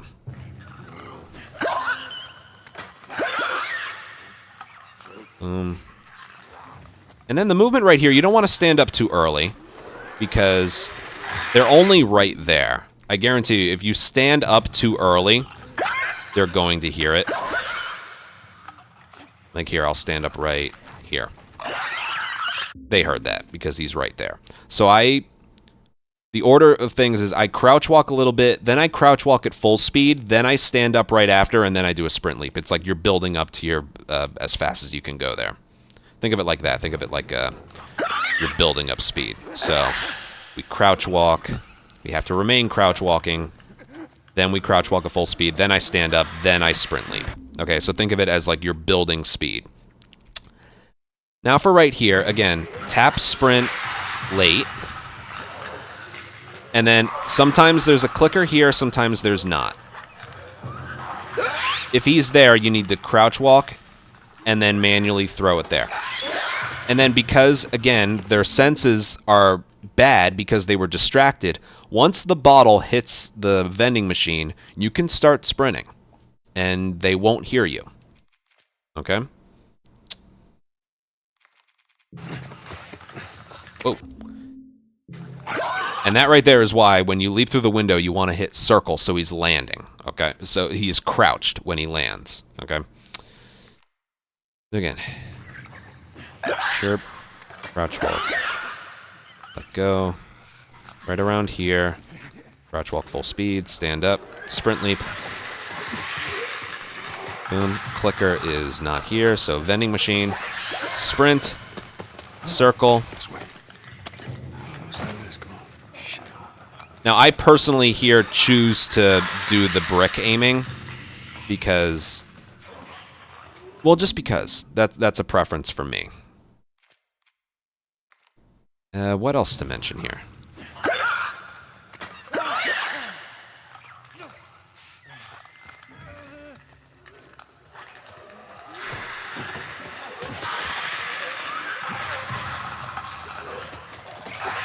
Sprint forward, leap, crouch, brick, aim. There's a molly right here. When you get on top of the molly, let go, hit triangle. It's like a timing mechanism because if you stand up too, again, that clicker's right next to you. There's always, I guess I didn't mention that here. There's always a clicker to the left of this ladder right here. You cannot hit triangle prompt on this ladder until the clicker is gone. If you kill him in any way, if you kill him in any way, it's going to alert them. You can shiv him, but we need the shiv for Billstown. Yeah, we picked up. Where did we pick up a shiv? Right before cargo in that one building. Yes, we only have one shiv and we need it for Billstown, so we can't use a shiv on this clicker. And pretty much any other method of killing him is going to alert the rest of the clickers. So our only method is to distract him, get him away from here. Now, there is one, this has happened a couple times. You need to throw that brick onto that red vending machine. For some reason, that's like it alerts, it distracts almost everybody in the room. It's a sweet spot. I don't know why, but I'll show you something.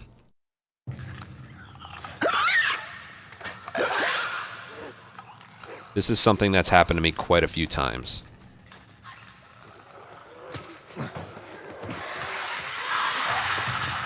Where I end up throwing it right here. Alright, the clicker heard that. I end up throwing it right there, in between those two things, and this clicker doesn't hear it. Like, I don't even think I can get that to happen on purpose if I tried, but you'd be surprised how many times I've done that in a run.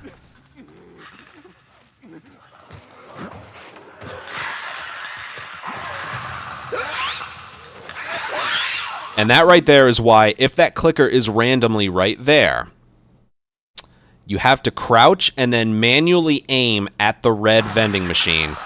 Because if you don't, he'll hear you standing up.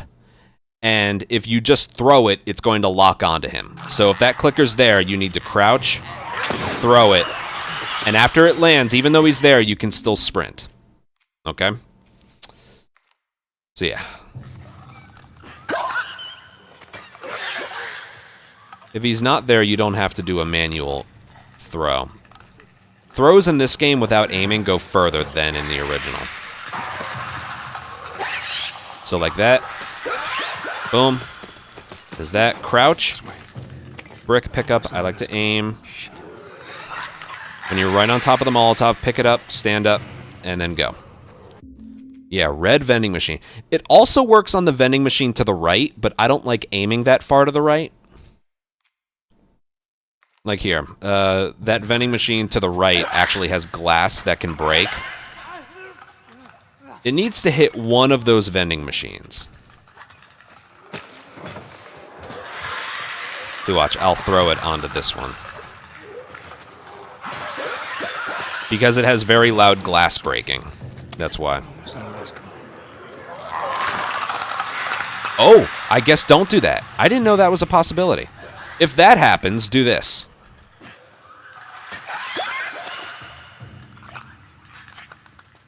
Distract. See that? That's the next thing I'm getting to. Yeah, right there is the reason I wouldn't recommend the vending machine to the right. It's too far away to get him to run away. So I didn't know that was a thing until now. Trust me, the more you do this, the more you get used to it. So yeah, I like to throw it right there. See how nice, quick, and simple that was? Also, don't, like, walk this way. That should be pretty obvious, but when you're waiting for the clicker to pass you, be as far to the left as you can to where you're, like, still going to get the Molotov. The time when you do that strat specifically, the timing is convenient so that you're safe to let go of aim right around the time you pick up the Molotov that's almost behind you. It's right at your feet. And then you can stand up. Don't sprint. Stand up and then just hit triangle. Okay, I need to show you one thing that can happen. It has to do with this throw. I went on a, like, recently, I went on a slump with this area, and it was because of the throw.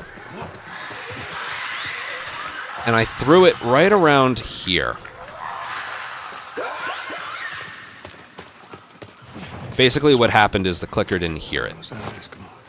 Oh! Here, I'm just gonna improvise. Here, watch this.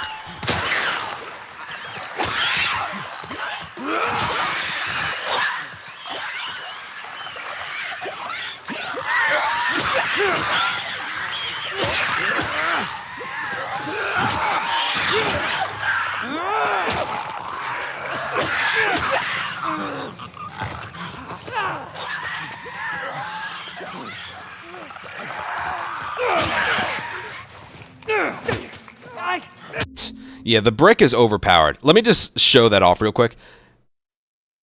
You don't necessarily have to constantly do a brick bash and kill him with it.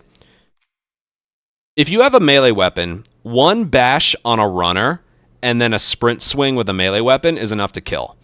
And then 2 brick bashes and a sprint swing with a melee weapon is enough for a kill as well. And the brick won't break as long as it's not the... the brick won't break as long as it's not the killing move. It's the final... The brick basically has infinite number of hits as long as the hit doesn't kill whoever you're hitting. So watch this. It's kind of fun.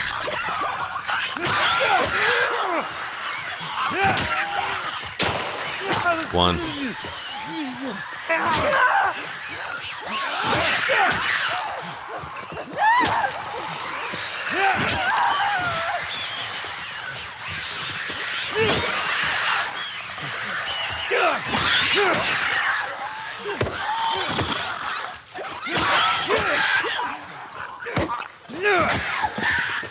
Isn't that cool?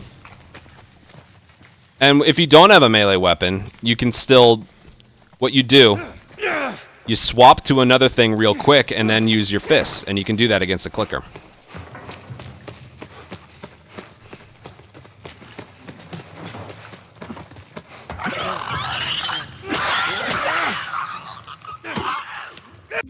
Isn't that crazy?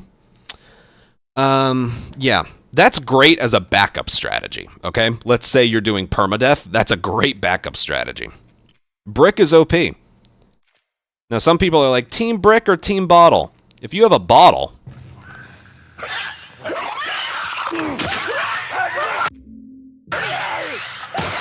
That's all you can do. It knocks him to the ground, and it doesn't even knock him to the ground.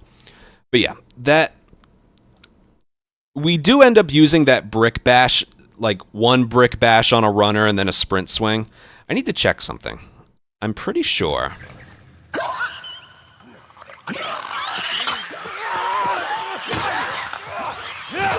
Yeah, if you want it to be a 1 brick bash and then an insta-kill with a melee weapon, it has to be sprinting. Okay?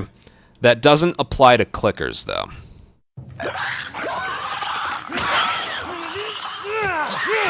See that? It does with runners, though. And humans and stalkers. Yeah, that's more just fun fact. It doesn't have to do with this area. But, yeah.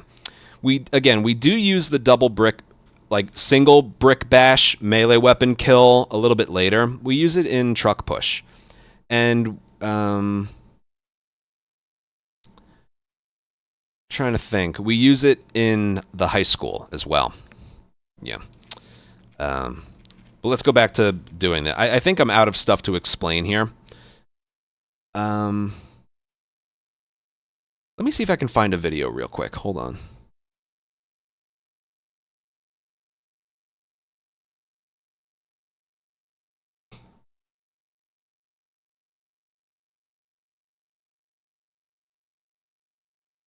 I want one in downtown. Hold on. Give me a second here.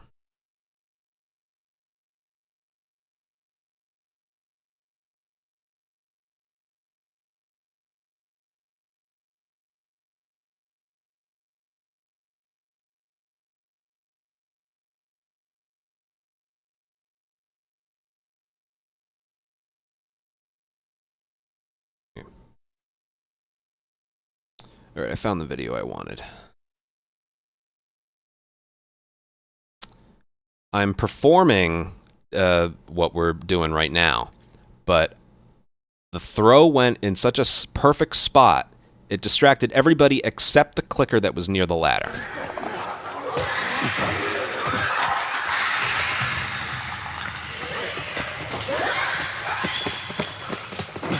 This way. We're almost out of this. Come on.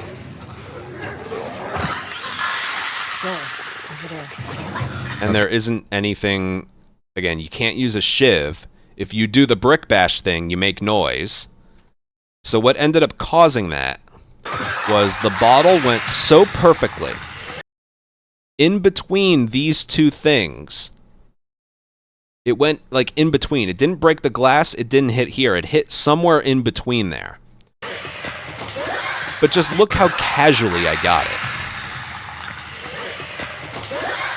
Isn't that crazy? So yes, that's what you want to avoid happening. Okay? Now, if that happens, I need to show you, if that happens, where the Molotov is, there's actually 2 bricks. One you distract, like you throw it somewhere else, and then the next one you take with you to museum. Okay?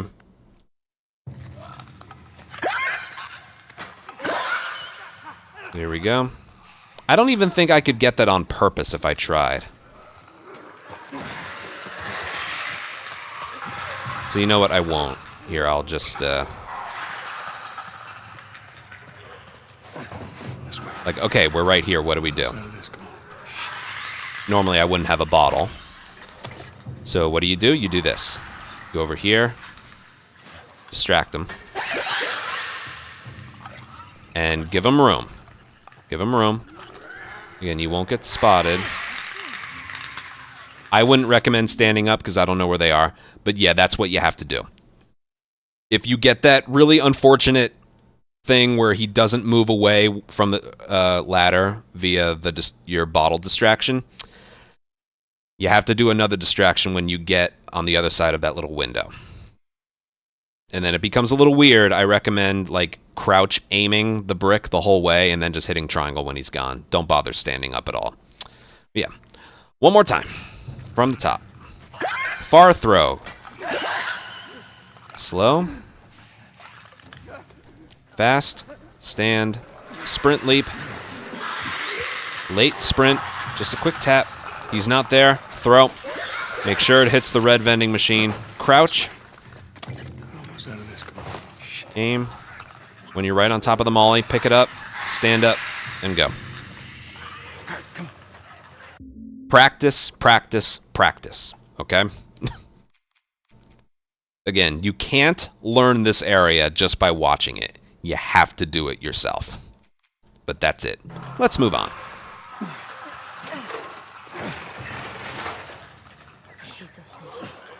Uh-oh. Uh-oh. You can't climb the ladder right away. That's odd. Tess will say, like, hey, come on. Then you can climb. Like so. So still be quiet, okay? All right, now right here, you want to angle yourself off so you don't, well, like this. You want to angle yourself off. And make sure you hold sprint. There's another one of those spots where if you let go of sprint when you make it outside, you lose your sprint. So we want to sprint all the way to a checkpoint. So I'm only going to do this once, so it all looks like this. Angle yourself off so it's like that. Okay? So your momentum is going towards here. Climb that, and then you climb up here. There's a checkpoint right on top of here. What I want to show off is when you let go of sprint, you lose it. But also, when you're climbing up here, make sure you can mash X from far away here. Make sure you don't do this. The slow climb, the dreaded slow climb. Make sure you're far enough to the left and you can mash X approaching it. And also, make sure a brick is in your, just like when we first started this area. Make sure a brick is in your hand when you begin this, because we're going to do a strategy up here. So make sure when you fall down, you have sprint held down the whole time, otherwise you lose it. We're sprinting up here. Brick in your hand right before. Yes. And then 138.02. All right, there's a checkpoint right there. What that's going to do is it's going to place us right Where we going, Tess? here. So we go from there to here. Now watch this. This strategy, you kind of only get one chance at it. Because when Tess is done talking, the checkpoint is updated. And we don't want this checkpoint. See, watch. Capitol building's in this direction. When she's done talking, the checkpoint changes. And then at that point, I don't think we can say... No, we can't, because we already used the brick. Here, watch. I'll do this one. We'll do this a lot of times. The strat's weird. The strategy's weird. We're basically going to distract all the runners, and we're not going to kill any. Okay? So it looks like this. Which way we going, Tess? Capitol building's in this direction.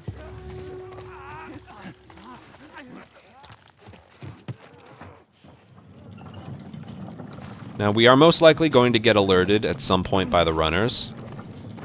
Yep. Shit, But we should be able to make it out in time.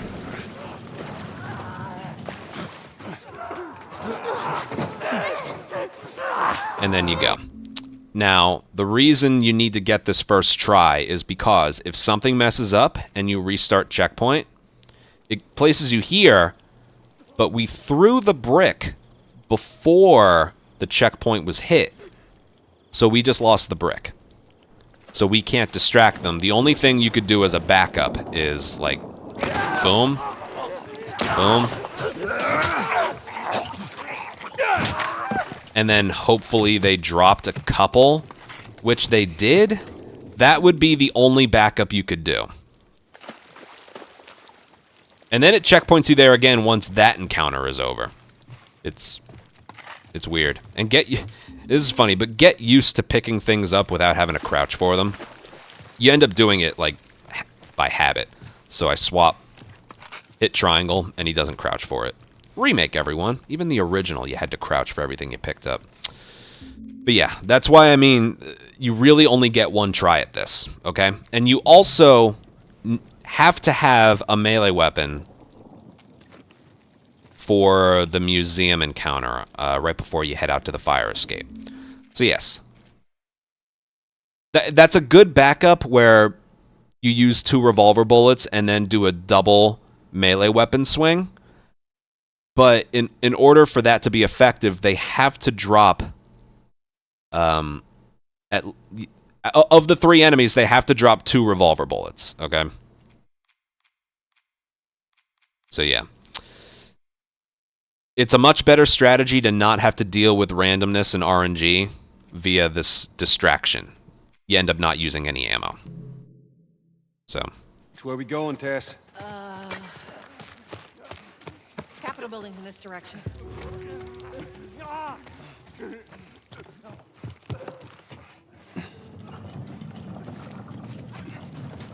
I'll explain more about this.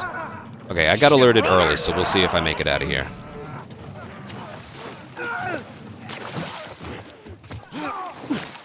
Yes, also, if you don't push the crate close enough, you won't climb out of there. We'll do the backup tier one more time. This is literally the only thing you can do.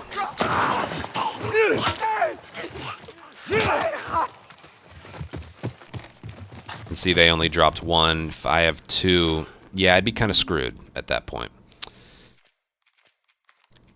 Practice this over and over and over to make sure you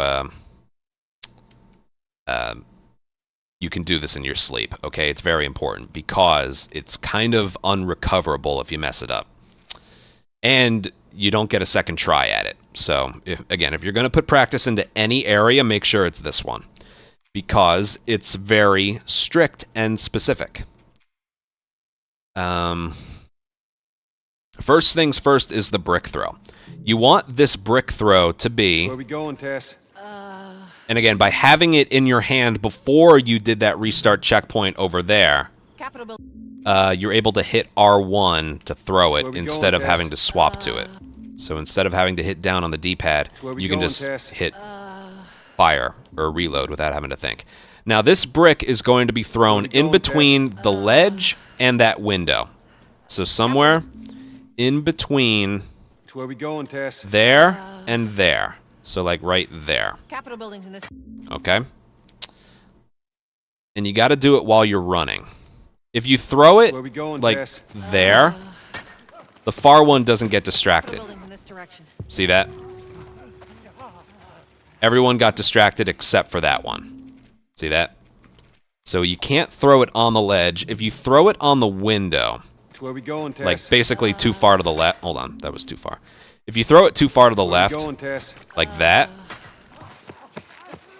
Capitol buildings in this direction. This one was... I don't know what he was going to do. Let me try that again. I think he was going to come out this way. It's where we going, Tess? No, hold on. It's where we going, Tess? Nope, too far. Hold on, I want to get it just right. It's where we going, Tess? I want to get it just right to show you why you don't want to throw it there. Capitol buildings in this direction. That one turned out pretty good. Whatever.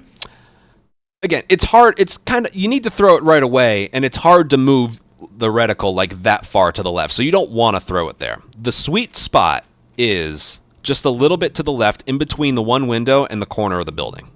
It's where we going, Tess? Right there. Right there is good. You can even get away with, I would say, Where we like, going, Tess? right there. Like, that may have hit the corner. Capitol buildings in this direction. All right, that wouldn't have worked, but It's where we going, Tess? right there, that would work. Capitol buildings in this direction. And as for the movement, what I do there, when you throw it, if you It's where we going, Tess? sprint too far, like, Capitol buildings in this direction. see that? Shit, runners! Right on the corner of that car is when you want to crouch. It's where we going, Tess? So throw it, sprint, crouch. Capitol buildings in this direction. And then I crouch for about 1 second. And then I sprint right here. You don't want to sprint while they're still in this building. That should be pretty obvious. But you do need to sprint at some point. I normally start it right here, because if you don't sprint... If you don't sprint at all, this happens. See that? Such helpful, valuable companions. Right? So yes, It's where we going, Tess? that's a good throw. Crouch for 1 second, stand up. They won't hear you. But you have to sprint at some point, otherwise... Yeah. Now watch what happens when I do sprint. It's where we going, Tess? That's a good throw. Capitol Crouch, buildings in this direction. stand up. I sprint right about here. Tess follows me a little bit further and then is out of my way. So you just have to sprint at some point. Again, you're almost always going to get alerted. Make sure this is close enough to the truck, and then climb out of here. This area is so strict. You are able to angle the crate so that you can climb quicker. This isn't an area you want to play around with. Just make sure the crate is close enough so that you can climb out, because they can grab you, they can push you, they can do whatever. It's a bit hectic. So yeah. What else is there to mention? It's where we going, Tess? Yeah, you don't want to like play around with it and like say Capitol do buildings in this. direction. See that? You don't want to play around with it, which is why I normally pick... Shit, I runners! pick, like, this spot right here, where the tiles match. You know, there's this. Thanks, Tess. Real helpful. I pick the part of the floor that, you know, starts to look normal again. It's where we going, Tess? So right at the corner of the car. Crouch. I wait about 1 second. I wait until they start moving to stand up. And then right about here. Well, that's supposed to get Tess. Shit, Let me runners! see if I can make it out.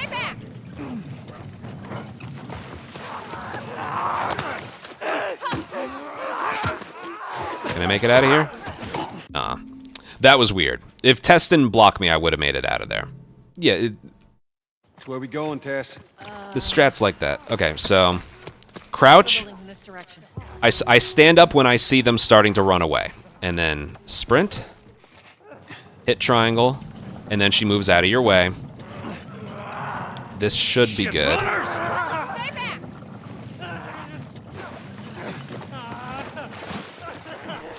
See, there's an instance right there. Like, I was able to angle this thing so that it was really far to the left. It was really far to the left and close enough but still far away so that I mashed X early and he did a faster climb. Okay? All right, that's just about everything there. Again, when I explain it, the strat sounds easy, right? Make sure brick is in your hands, hold sprint forward, Where we going, throw it Tess? there, sprint, crouch, Buildings in this direction. stand up, sprint, triangle, Tess is out of your way, and then just place it in a spot where you can climb out of here early. Shit, runners! Stay back! Now, you'll have a higher chance of climbing out of here doing the quicker climb animation like this, the further to the left the crate is. There's some rubble, and the crate can be angled a little bit higher off the ground. The further left you place it, that's what's causing this. But yeah, just focus on climbing out of here. So if you want to try and get the fastest climbing speed here, just before you let go, make sure it's close enough to the truck, but move it to the left as much as you can. It angles it a little bit further. The left side of the crate is a little bit higher off the ground because of some rubble that's there. All right, now the other problem. Let me see if there's one more problem with this area. Let me see if I can show it off. The runners don't despawn behind you. If you hit triangle while the runners are still active, you soft lock. And as you saw from the attempt before, they can climb back up and get you. So yes, if the... Oh, I think one's coming. Uh-oh, here he comes. Yeah, we're soft locked, and there's nothing you can do about it. I want to see what happens if he kills you. Let's see. All right.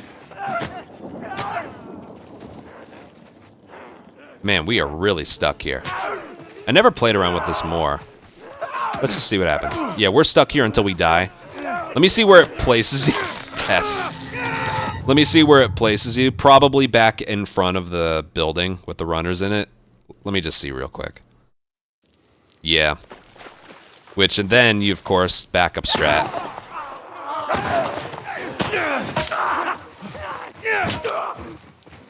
And they didn't drop any revolver ammo, so we'd be fucked.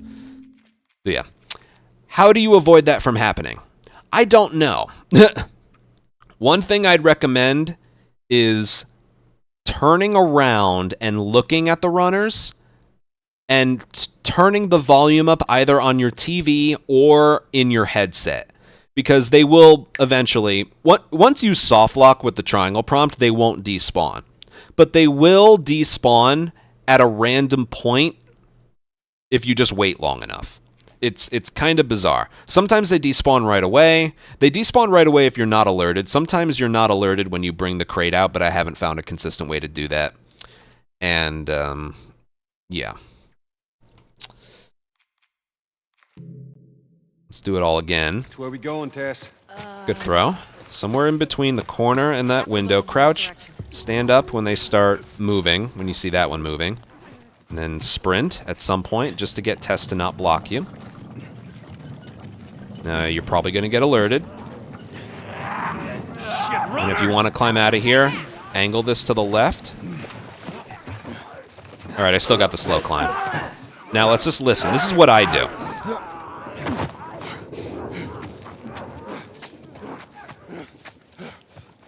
Alright, I don't hear them anymore. In we go. Alright, yeah. The area will work. As long as they despawn and then you hit triangle, the area will work. I don't jump on the other side and then... yeah, I don't jump onto the other side and then...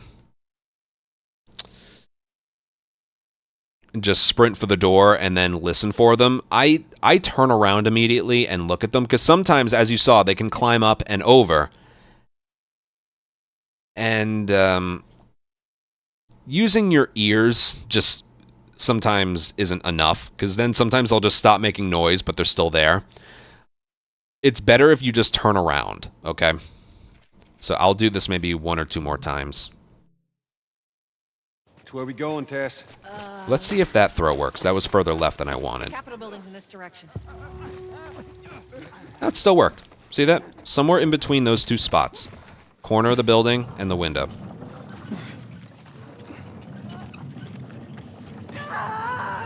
Shit, runners! Let's see if this works. Yep, it worked. Again, when it's cutting it that close, you don't have to worry about the climb. Just make sure you get out of here.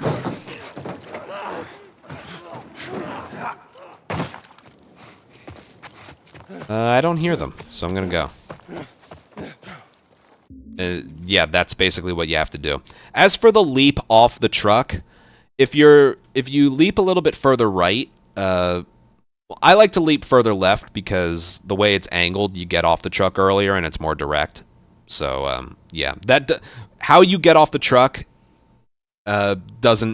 makes no difference on when they despawn. It's just something you got to deal with. The strat is worth it because, well, it's clean and efficient. You don't use any ammo, you know? So, and you also, if they do despawn right away, you get to sprint to the gate.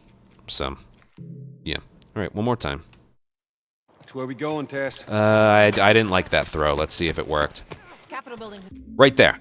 Because Tess wasn't finished talking, you get a do-over. If you notice that the throw wasn't good, you get a do-over because the checkpoint hadn't been hit. Tess? That should be good. Capitol buildings in this direction. There we go. Again, if you don't sprint, Tess will block you. Shit, runners! Alright, she blocked me twice there, so this shouldn't work. Let's just see. Oh, it went after Tess.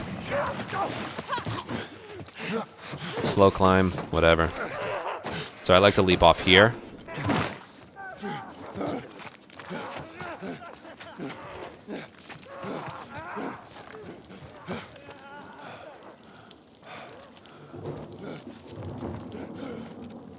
Alright, see how they took a long time there? I don't know why. It's one of those things, man. There's no explaining it, controlling it. It's an unknown. Maybe we'll find something in the future, but yeah, I don't know. We didn't have to deal with this problem when we... An old strategy was to kill all of them and conserve a little more revolver ammo in the downtown fight. But the cleanliness of this strategy is too good. We end up doing the downtown fight a lot faster using 4 bullets. And, yeah. And I was going to save this until for another video, but I'll mention it now. On PC, even if they're active, the triangle prompt shows up. So this is a console problem. All right, one more time. I think. Where we going, Tess? Good throw. Crouch. Capitol buildings in this direction. Stand up. Sprint. Don't let it bump into Tess. That was an early alert. I don't like that. Stay back. So we're really rushing here. We're rushing. All right, that's okay.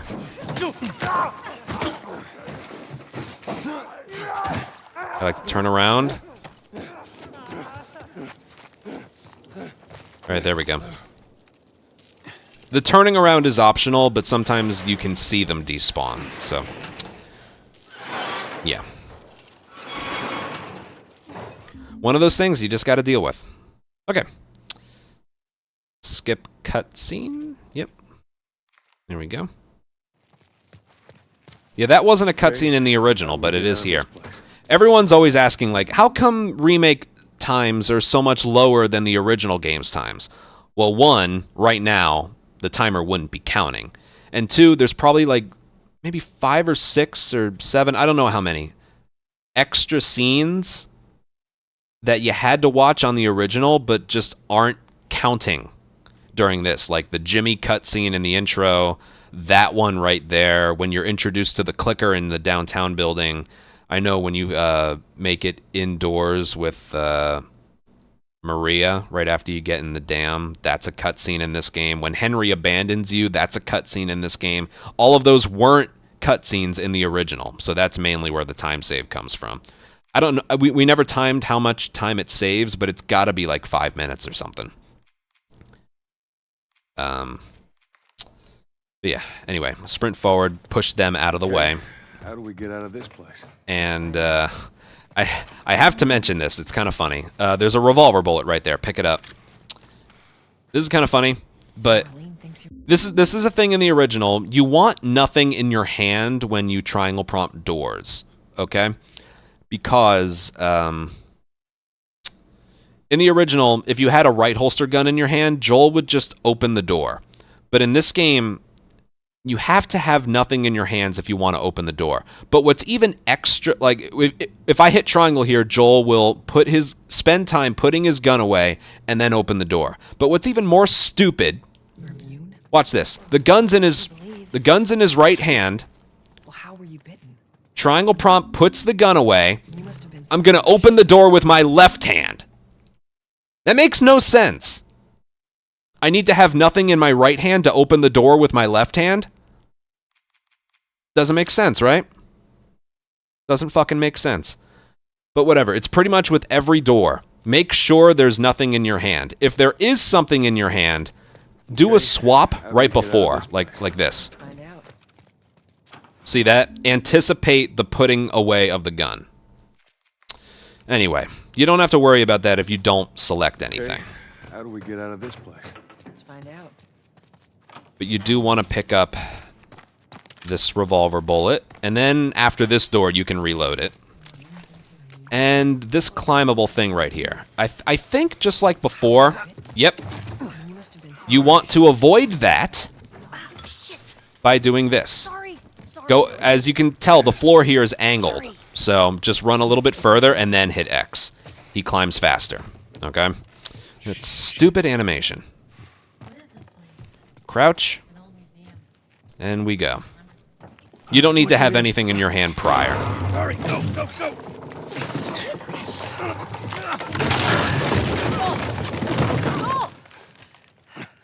I'm alive. I'll make my way around. Look, they're here! Tess? Run! Okay. As soon as you can move Joel, there's a checkpoint.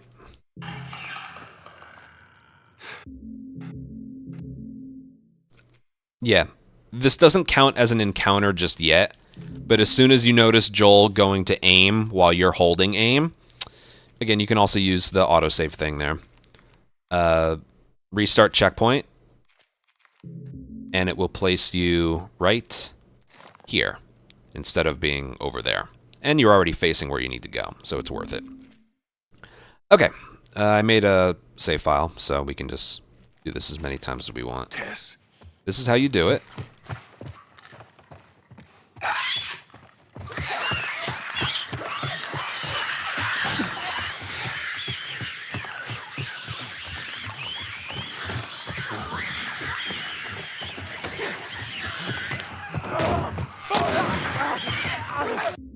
Boom.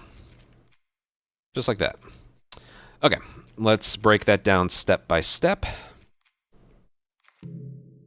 First things first, when you get here, you need to stop sprinting right here, because otherwise there's a clicker right here that hears you.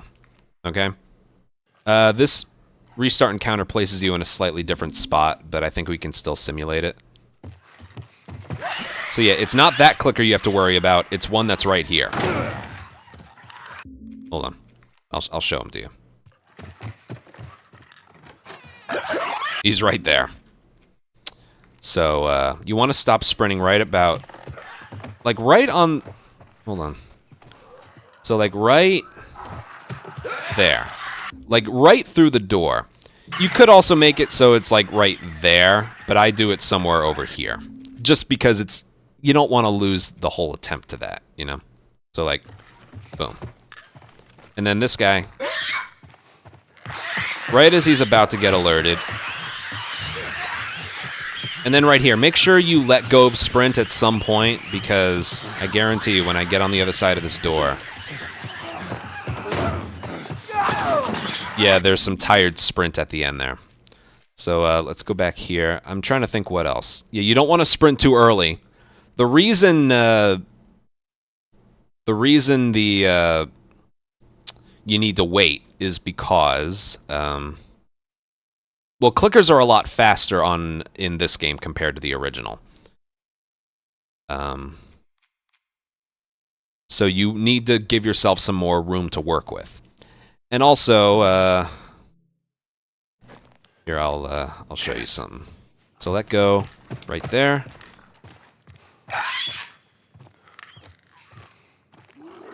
Here, watch. Notice how I was brushed up against that clicker for about an entire second? That's because, you know, they do this long drawn out animation like, I see you. And then right there is when they actually start flailing their arms and then moving towards you. But during that, like, I see you animation, you have about 1 second where you won't die if you're touching them.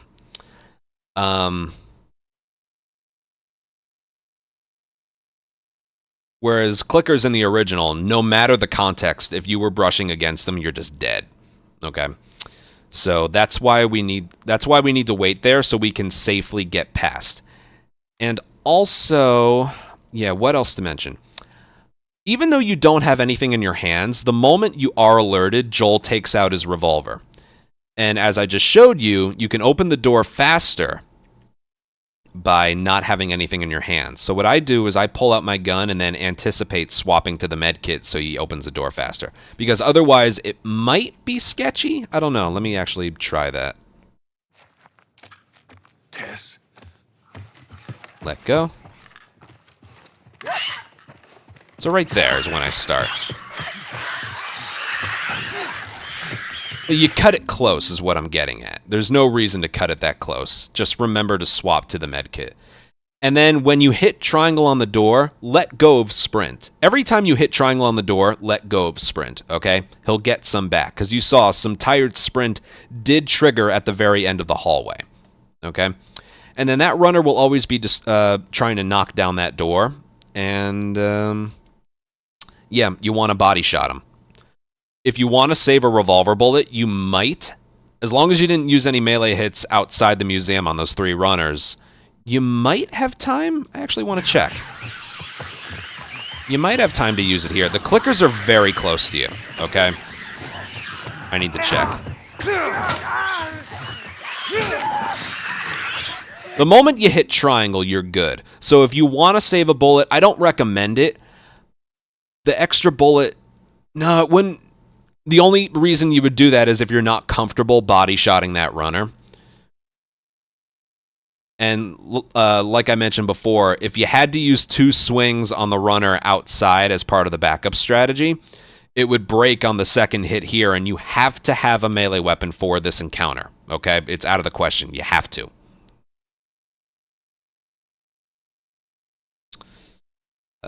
Because it has a nice flow to it. So yeah, and what else to mention? Yeah, you basically need 3 revolver bullets for this encounter. And yeah, that's pretty much it. Again, killing this, as long as you didn't use your melee hits outside the museum on those 3 runners, you can do those swings here, but I gotta warn you, though that clicker behind you is very aggressive and fast. Like here, I'll see if I can... Like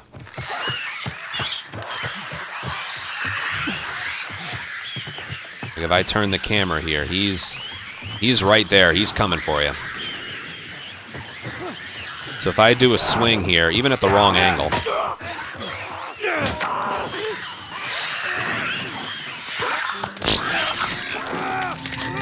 That was dumb. He hit triangle for the bullet instead of the door. I want to try that again and see how close we can cut it. Meh. Like, you pretty much see how it's supposed to be done already. You don't sprint the moment you hear that chirp. Sprint after. Okay? Because... Sprint! Too close.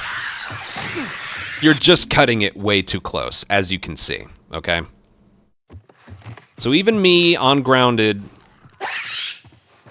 I'm waiting until there would otherwise be like a natural alert there, okay? Anyway, if you really don't want to use the revolver bullet... Oh my god, triangle. Oh, he's fucked.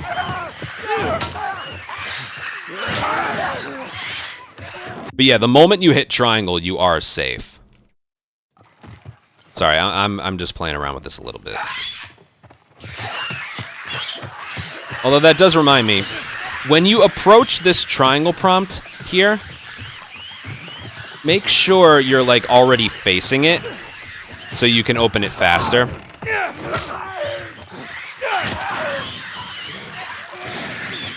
Okay, the triangle prompt just disappeared when the clicker got too close. It probably has like a radius, like a clicker or a runner can't be within a certain distance to open the door. But yeah, that's not even the strategy anyway. Let's go from here and do it properly. This is the last time I'll show it off. Let go of sprint, revolver out, sprint, go past him, swap, triangle, let go of sprint, hold it back down. I like to face this door like so when I open it, so he opens it cleaner. Revolver, boom, and then go. Just like that. If you want to use a melee weapon, you can.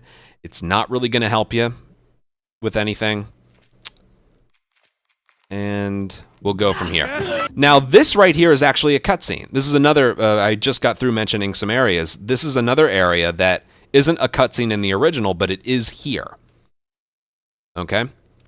Now, the reason we want to watch this cutscene isn't because of the timer. It's because it creates more consistent enemy placements for this upcoming encounter. Now, in the original game, we used to be able to just hop outside and climb up and run up the fire escape and leave. Take the plank, put it across the roof, and leave.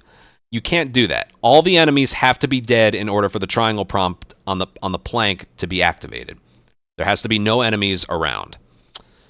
But they also put in something where, well, this was in the original too, but if you killed all the enemies indoors, 3 more infected would spawn in on the fire escape and then come down and get you. There is, well, I'll show it, but there is a way to prevent that. If you, I think it spawns in on the second runner that you kill in this area. Someone correct me if I'm wrong because it's been a while, but I'm pretty sure it's the second, like once you're able to move Joel, once you kill the second runner, or it might be the third. Whatever. If you kill a certain amount of enemies, that's when the runners outside will spawn in. If you leap outside and then leap back inside, that prevents their spawn. So I'll show this off a bunch of times. First I'll show how to do it normally, if it works. And I'll show you why you absolutely need a melee weapon here. Guys, get in here! The girl!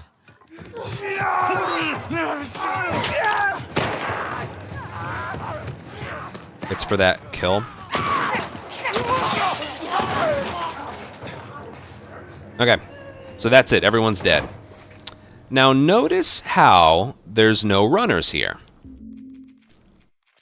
No runners. I'm going to do the same strategy again. By the way, when you make it outside, restart checkpoint, it puts you on the roof. And you can tell you hit the checkpoint because it goes from checkpoint and encounter to just checkpoint. I'm fine. Anyway, Guys, get I'm in going to do this here! again. The girl!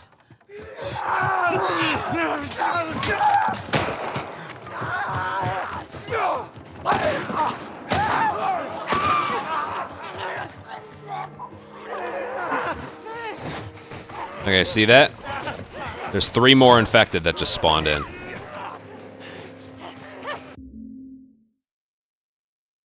It's after you kill the first... Wait, hold on. It's after you kill the first runner. You mean the one with the melee weapon or the one with the revolver? Because I don't think there was ever a countdown to... But yeah, that right there is what happens if you wait too long to hop outside. So something, of course, that you could do is... Get the fuck off me! Is like kill one and then hop outside, kill another, And then we can wait as long as we want. And they won't spawn in. So basically, at some point, hopping outside, then hopping back inside is a way to prevent those 3 runners from spawning in. So yeah, and after you kill that first, I don't know if you noticed. Actually, here, I want to point this out. But there's quite a few different things of RNG that we'll talk about here. But the reason you want to do this from, like, your first time here versus the second is because you see that fast swing right there? When you brick or bottle someone and then melee weapon swing them, it's an insta-kill. But the swing animations can be different. There's the fast right-handed one, there's one that's over the top, and then there's a left-handed one that's really slow. If you do this first try and you do it just like that, you'll always get the fast right-handed swing. Fine. Guys, get in here! The girl. Like so. See that? It's super fast. You swap to a revolver and then mash triangle. You get a bottle that's right next to you as well. But if you do it from here, if you do it from a restart checkpoint, the swing won't be the fast one. And then these enemies are like right on top of you. That's why, thankfully, the timer isn't running. Like, again, this right here is a cutscene, but the timer isn't running. And we don't watch this one out to save time like we did in downtown and other areas coming up later.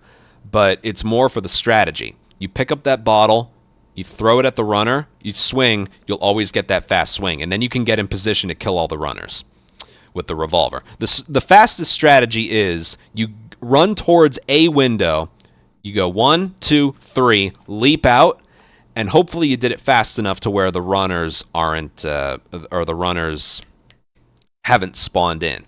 Because the countdown for when the runners spawn in happens after you kill the first one with the revolver. The second one in total. Again, we kill that one with the melee weapon, we run to a spot. The moment you kill your first one with the revolver, there's a countdown. And when time runs out and you haven't made it outside yet, those runners will spawn in. That's why you want to put yourself in a position where it's like 1, 2, 3, leap outside. If you're not comfortable, again, there's nothing wrong with killing 2, leaping outside, and then either trying to shoot the third one from outside or leaping back in and shooting it. And even though a checkpoint is hit the moment the last one is dead, if you restart checkpoint after they're all dead and the encounter is considered over, if you restart checkpoint when you're indoors, it will place you indoors. If you're outdoors, it will place you on the roof where you need to be. So, yeah. Also, I should start with this. The bottle throw and swing have to be back to back, okay? You sprint in, pick up a bottle that's there, throw it, and then mash square. There's a mechanic in part 2 where if you throw a brick or bottle and then immediately mash square, you end up with a very quick kill. That isn't quite in this game, but you want to do that same thing, okay? Because if you throw the bottle, I think this is still the case. If you throw the bottle and then swing later, something breaks here. I'm pretty sure. Watch. So I'm just going to throw it. Well, you just don't get the fast one. I remember there being something a little worse. Alright, I don't know where they all are. I'm just improvising here.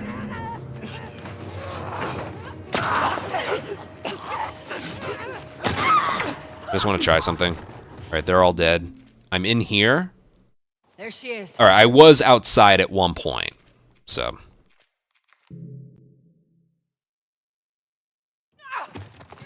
I actually want to play around with that. Okay, If you do it from here, you're guaranteed the quick kill, but it has to be like this. So I'm sprint, run forward, pick up, throw, mash. It has to be like the inputs have to be consecutive in order to get that fast swing. And you want that fast swing just so the runners don't go crazy. Because one of the runners sometimes decides to go after Tess, and she's still like in this area. So if you're going to practice one thing over and over, make sure it's the throw, like pick up, throw, swing, all back to back to back. This is why we absolutely have to have a melee weapon here, okay? Get in here! The girl! See that? I got a bottle. I come this way. I want to check something. All right, so I prevented the runners, and I killed them. But if I checkpoint here, yeah, it places us here, and then right there, there's another checkpoint There she is. that places you up here. So when you do a restart checkpoint, I mean, that's not the worst thing in the world to be placed there and then hop outside, but you may as well while you have some sprint with you. If you do the hop outside, hop inside, kill, make sure you hop outside before you do the next restart checkpoint. One of those things, okay? What else is there to mention? Yes, okay. The next thing to talk about is, first of all, it doesn't matter if you have 0 revolver bullets leaving here. It does not matter at all, okay? You can approach Bill's upside down trap with 0 revolver bullets and it's perfectly fine. And we don't use any ammo in Capital either. You can technically use nothing at all in Capital and you're okay. Okay, what to mention? Right. I'm going to talk about just the different places the runners can be. Okay? So we sprint in, we bottle, throw, swing, keep sprinting forward, swap immediately to the revolver so you can get a bottle, which we may or may not use. It's there, and we don't slow down to pick it because he's putting the melee weapon away as he's swapping to the revolver, so he's not like picking it up. It's one of those things, it's teleporting to his inventory. And then from there, what strategy you do is dependent on what you see. This is an area, unfortunately, that doesn't play out the same way 2 times in a row. I mean, it can, but I've noticed there's about 3 different ways it can play out. After you pick up the bottle, there's one instance where you see one runner in front of you. Another instance where there's one runner in front of you, but he kind of blocks your path. And then another instance where there's 2 runners in front of you, in which case you have to run away to the far window and do your shooting there. Which is okay. It isn't as slow as it looks. I'm sure I'll show all of them off at some point. But,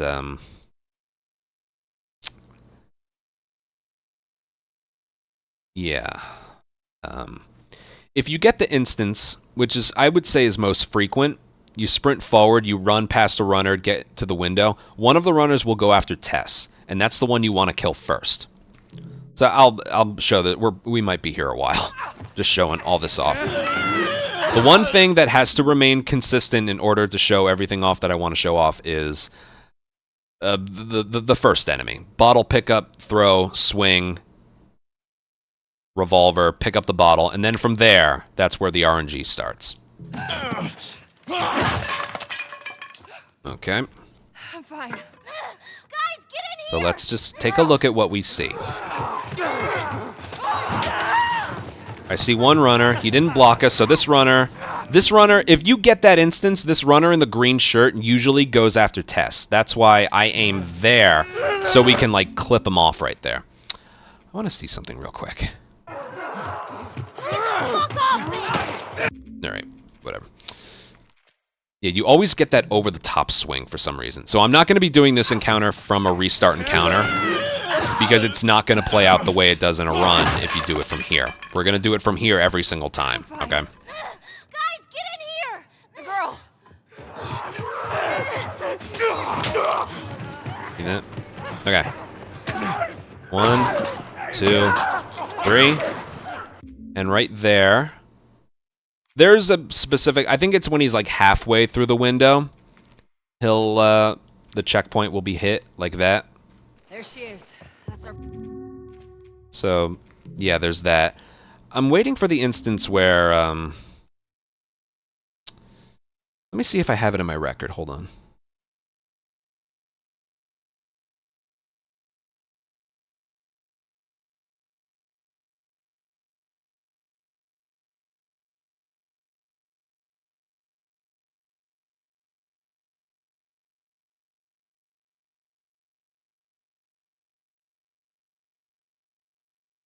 Alright, I didn't get it. I paused.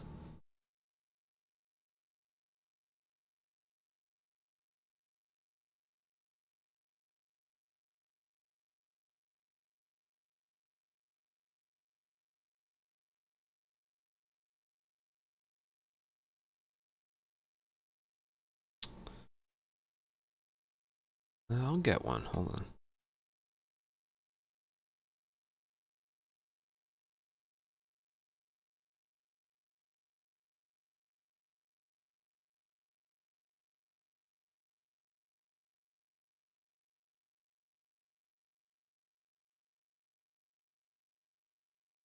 I got so many PBs that I can just keep bringing them up.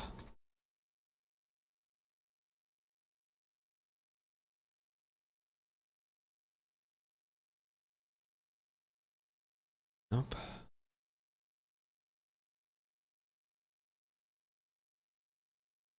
I'll find it. Hold on.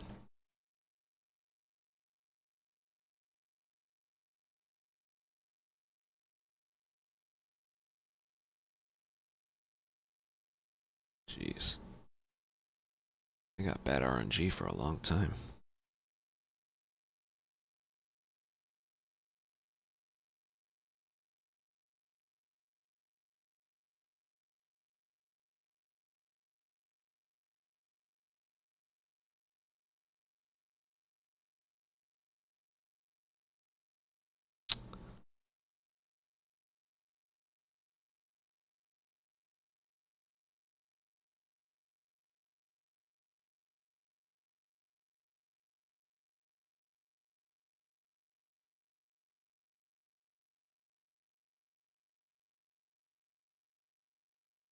Alright, I got one.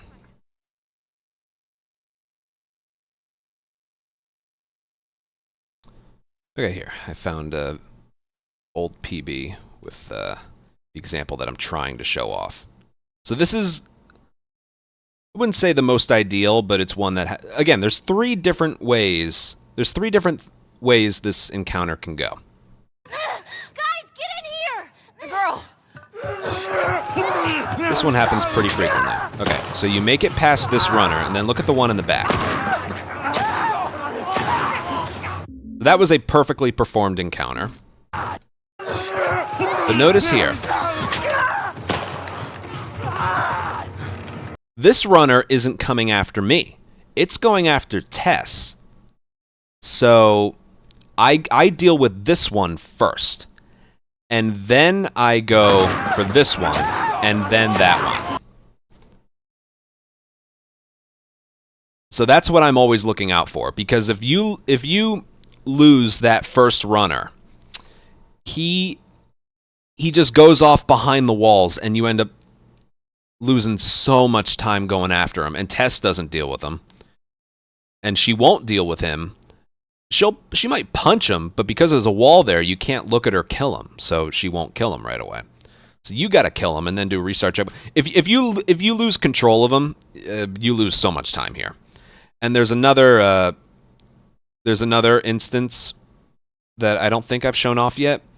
I talked about sometimes you get to this point right here, and there's like 2 runners in your way. See that? If you see a second runner right there, the strat isn't going to work. So you run over here, go 1, 2, 3. Pretty much the same thing, you just do it from a different window. Okay?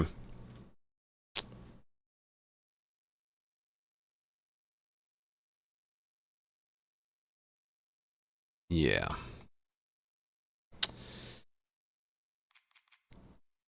The other instance you see is you see one runner in front of you, you turn around, and both those runners are coming after you instead of one runner going after Tess. Now that's a lot of information, but that is pretty much all there is to it. So I'll do this a few times and just react to what I see. I'm fine. Okay? Guys, get in here! The girl! I see one, so I'm going to go this way. He's going after Tess. I'm going to get him, that one, and leap out. That right there is about as fast and perfect as you can be. So that one was absolutely perfect.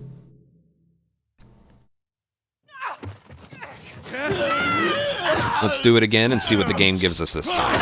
Might be the same, might be something different, but I think you're starting to get it. Fine. Guys, get in here! The girl! Okay. Triangle, throw, swing, swap to revolver. I see one in front of me, run past him. He's coming after me, so I'm gonna boom, boom, boom. Make it outside fast enough. Okay? And you're good. That was perfect as well. Restart checkpoint, it'll send us upstairs. And then there's the other instance right there where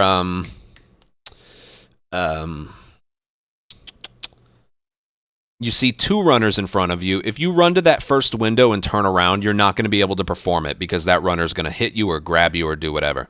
So run to a further window and then do it because Tess will follow you, so you won't have to deal with that runner going after her. And sometimes if you're looking at her, Tess will kill one herself.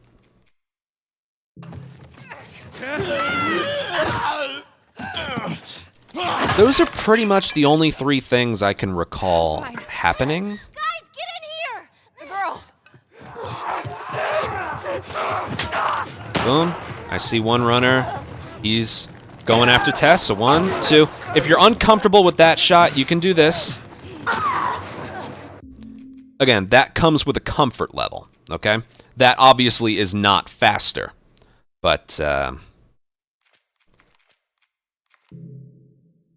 if you're not confident with this strategy, or you're not sure you're doing it fast enough, and you want to have the safety and security of making sure the runners haven't spawned in yet, then that's perfectly fine too. What you can also do is kill two, hop outside, and then kill the third one from outside. But I wouldn't recommend that because their pathfinding is weird. They'll run towards a window and then immediately change their mind and go towards another window. They're just baiting you to miss the shot that you want, okay? So, but completely valid strategy if you want to do that. I've shown you what the fastest things are. If you're uncomfortable with it, there are some slower things that work fine as well. All right, let's see what we get here.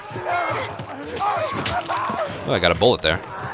One past. He's coming after me. So 1, 2. Here, I'll show you what I mean. Like, instead of coming out this window, he's going to come out this one. The very moment you kill her, There she is. it sends you out there. I think the reason why the runner doesn't want to come out the window that you're in, you might be blocking it. So if you're blocking it, it might not want to come out the window that you went through. So that might be the reason. It's not faster. Hopping out and then hopping outside with one runner still remaining indoors is not faster. I'm just saying, if you're not comfortable with the strategy, killing two, then going outside is perfectly fine. Whether or not you want to hop back inside and then kill it, or wait outside for it, that's up to you. I'm going to focus on what the fastest things are to do here. Because again, you're perfectly fine with having 0 revolver bullets leaving here. Pick up, throw, swing, swap, pick up, pick up. He's coming after me, so 1, 2, 3. Oh, I missed. All right, now we're playing chicken here.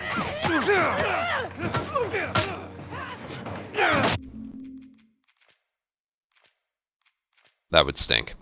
Yeah, if you miss a bullet, you're kind of screwed there as well.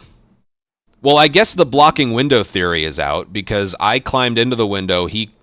At the same time, he climbed through the window. So it just.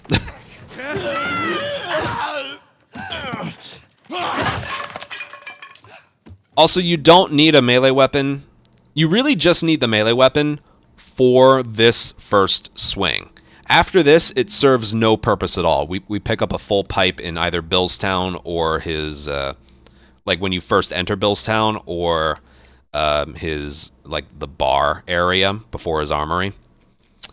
So after you get this first kill here, the melee weapon is completely useless. It doesn't help you in Capital at all, so.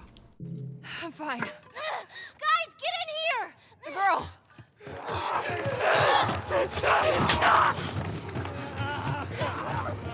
3, 2, 3. I missed again. Here, you know what? Here, come on out. Is this game for real? Did it really just do that to me? Wow. This game isn't this game amazing? It has iframes in terms of, like, not bullets, but melee combat. As it's leaping through the window, it has iframes, which means it can't be hurt with your fists or melee weapons. That was dumb, wasn't it?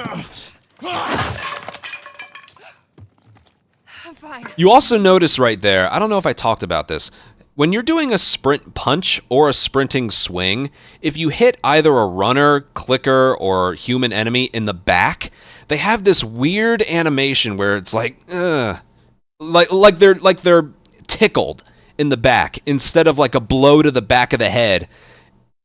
They do this weird little squirmish thing, like they're getting tickled.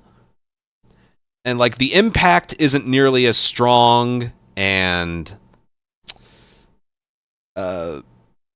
the game pretty much thinks Joel whiffs because you can't follow it up with a swing right after that. It's really bad.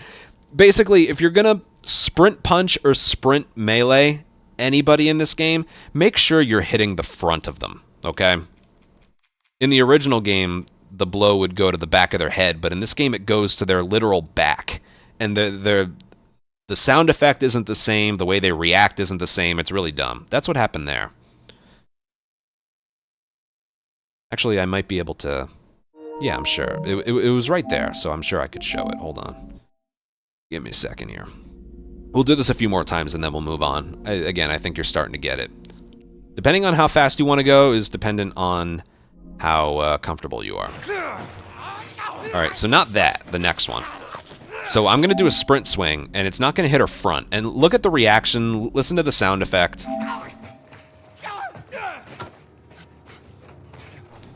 And Joel took forever to start swinging again because the game basically considers that a whiff. You're not able to follow it up with a swing right away.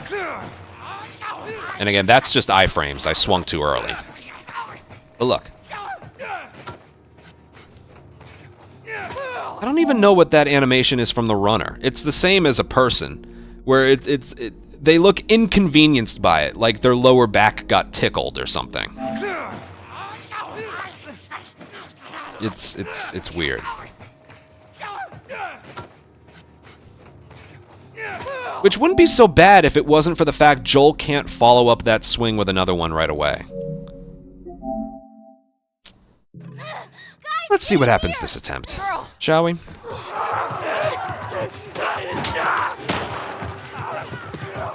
Oh, there we got him.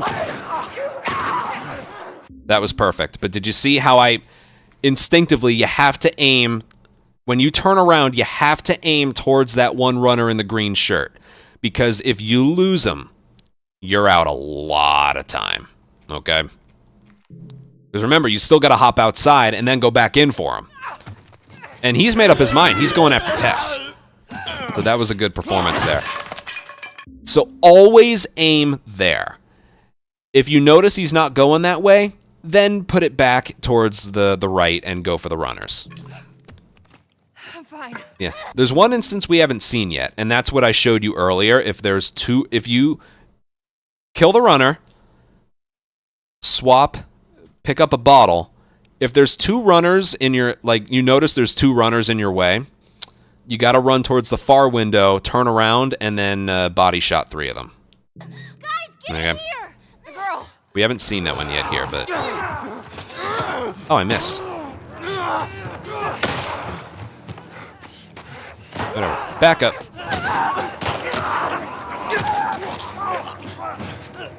Go, Tess, go.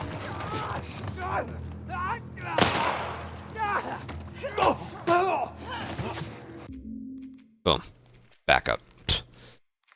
Okay, that attempt, the bottle missed. I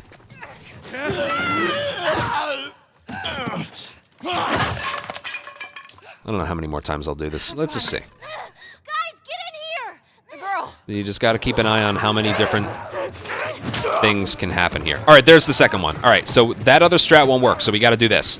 There's Tess killing one herself. So there's one, there's two. We go outside.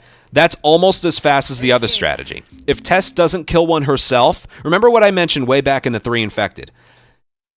If the camera is off a companion when they're punching an enemy out, it'll take like 9 punches. But because I was looking at her, quick kill. Quick kill. But yeah, if you, again, right there, that was really well performed. So I'll show that again. If you run forward and you notice there's 2 runners in front of you, you can't do that strategy from the window that we normally did it from. In front of the window that we normally did it from. Here we go. See that? There's 2 in our way. Guys, get in here! So the strategy won't work anymore by going to the window to the right. Get the bottle. So we run over here, get in front of a window as well. Tess killing that one isn't consistent. But if she does, leave her be. Get that one. Get that one. We use the 3rd revolver bullet on the last runner if he wasn't there. Or if Tess didn't intervene. I will do this all one more time and then we'll move on. And funny enough, that bottle we pick up, we don't actually end up using it. But it doesn't hurt to have, just in case something happens. We use that as a just in case. It's not mandatory.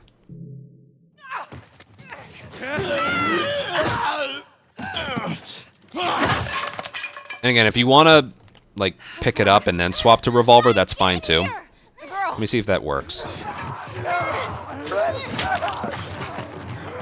Yeah, that works. All right, watch what happens if I do this strategy. I messed up. See that? And I'm dead. That right there is the reason why you cannot do... I should have run to the far window and then done that. That right there is the reason why you don't do that, okay? Okay, I've shown off just about everything. I'm fine. Guys, get in here! The girl!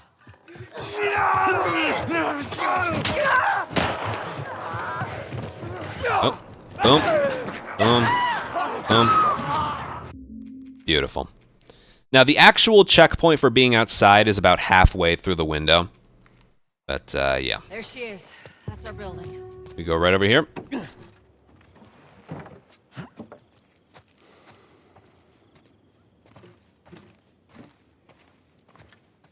We gotta find a way across. Triangle. Cutscene. And then pause right away. And then do a restart checkpoint. And it skips all of this. See that? So pause right the moment you can pause after the cutscene, do it, restart checkpoint, and it skips all of that, and you can move right away. Okay. Now as for this, just follow them. Try not to push into them too much. So basically what happens here is you need to move the dumpster over there. But as you can see, they're in your way. The moment you hit triangle, they will both walk to like a predetermined position. See that? Now if you want, there's revolver ammo over here. Look at this. But there really is no reason for it. You gotta trust me on that. Okay, so again. So because triangle, the moment you hit triangle, that gets them to move faster towards a spot that's out of your way. So basically, you want to hit triangle as early as you can, but also let them go ahead of you, you know? So that's good.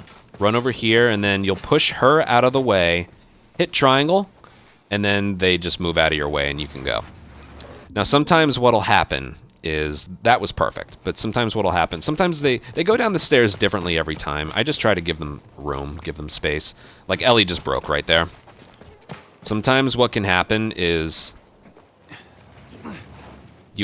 they end up being in your way like that, and you can't you can't move it any further left or right. So when they're on the stairs, if you hit triangle and they're still on the stairs, just wait for them to move before you start moving, okay? I cannot tell you how much time I have lost in the past from bumping the dumpster into them and then they just like don't move. It's dumb. So push Ellie out of the way, not Tess. So that should be good. Yeah, right there. Yeah, I do want to show what happens if you like move it the wrong way though. Let me just see if I can. Okay, there's triangle. All right, Ellie's in my way. See that? And then you really want to avoid that. So what I should have done there was just wait until Ellie reached the bottom of the stairs and a little bit past me before I started moving. So again, when you get to the second set of stairs, you do hug the left wall, like so. And then you push her out of the way like that. When you hit triangle, you can move it forward before turning it. Like, again, find what works best for you. But yeah, there's that. And then you don't have to... Whoa, okay. You don't have to press it perfectly against... yeah, the dumpster moved itself behind me. You don't have to... It's kind of like when we were finished with cargo. Kind of the same thing. Test move. Yeah. Okay, now right here, you don't want to, like, fall off this at an angle. Because Joel will do that recovering animation for, like, 2 seconds. You don't need to hit crouch, you just need to run off in a straight line. Okay? Okay, I broke Ellie. Alright, I guarantee you I have to wait for her. Yeah, okay, I'm just gonna... See that? Just keep your hands off the left stick for a little bit and then just go. Now, you also don't want to do a thing where you, like, try and time it so it's... Like, okay... That looks close enough. Okay, I'm gonna climb. Oh, I didn't climb? What the hell? See that? One of those things, just try not to play around with it. You don't have to... It doesn't have to be touching the wall. But, like, make sure it's close. And then right here, if he runs off in a straight line, he won't do that recovering animation. Home straight. Okay. It's Tess. I don't remember exactly where the checkpoint is. It's somewhere over there. There's a checkpoint here that actually allows you to sprint. This checkpoint will place us a little bit further back, but it enables sprint. So, 145.07. 146.07. Okay, so literally somewhere like right around here. There's some... You can use whatever as like a guide for where you think it is. But it's right about there. Restart checkpoint. And it does place you back quite a bit, but it allows you to sprint. And with speedrun mode, this saves about 1 second. It looks like it's shallow on the right side. Because what can also happen is, if you're lucky, Tess can give you a push here. I know you guys are gonna do So just like how many times we've seen Tommy do it in the intro or something. Yeah. There's that. Okay. Now for Capital. Cutscene skip, and then just like before at the beginning of this area. As soon as the cutscene is over, keep pausing and restart checkpoint, because this checkpoint will skip this. So restart checkpoint right away, and it skips all of that. Okie doke.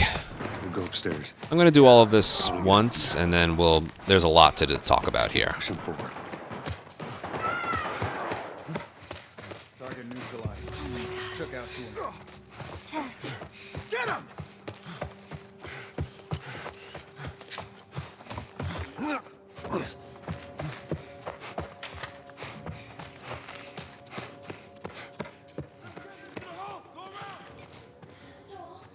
I got this.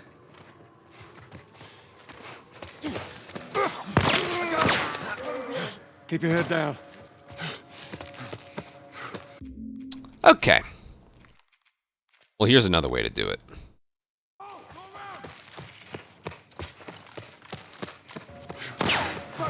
Pin him down! I got him!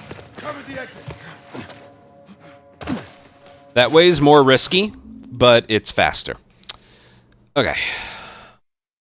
Where to begin? Let's start in the first part. So we did all of that. Notice how I picked up the rifle. We need the rifle there before the soldiers come in. Just keep pushing forward. However, you need to be in an alert phase. Took out 2 of my men. You need to be in the alert phase in order to pick it up. Because otherwise, you get this.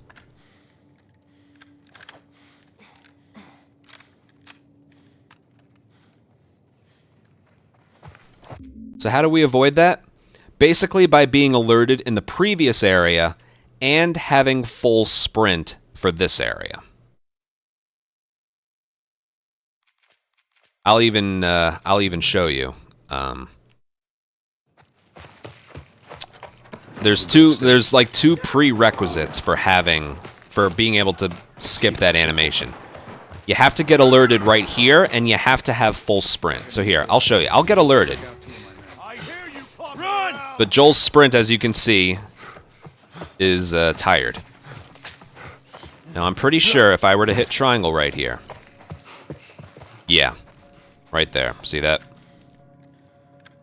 For some reason, he has to have full sprint right here. And you have to be alerted in the previous area. So what is getting us alerted in the previous area? Pre-patch, like over a year ago, we used to have to fire a bullet. Actually, let me explain this a little bit. Keep pushing forward. Target neutralized. Notice how they spot me, Get him! but they don't seem too hostile towards me. He's out of ammo! They don't seem too hostile towards me. You're gonna be here soon. Isn't that kind of strange? Well, let me explain. This area, there was a glitch here, pre-patch, where if I did this, I hit X and forward, I don't see him. You got visuals? Joel would leap over this thing and fall to his death. I want to see if they fixed it for everything, or for everyone. Yes, it seems like they did. Okay. Let me see real quick if I can find a video of it somewhere. Does anyone know where I... Did I put this in my video of things I don't like about Remake? I want to see if I don't know if I have a video of it somewhere.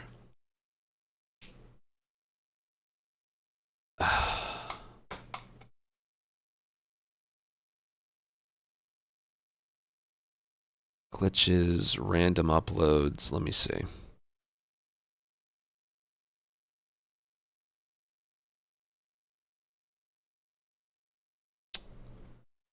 Not quite.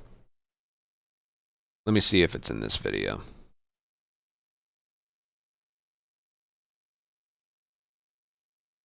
I don't believe I put it in here.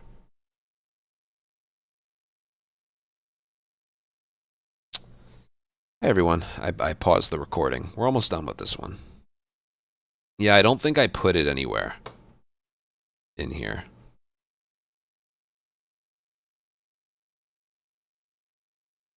There's gotta be, maybe if I check my full streams channel. Oh, this would take a while, but dating back to the last time I played this.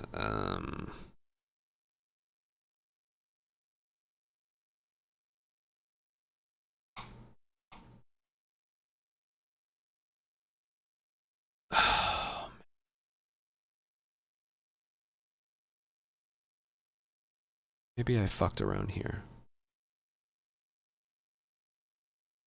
You'll just have to give me a moment here.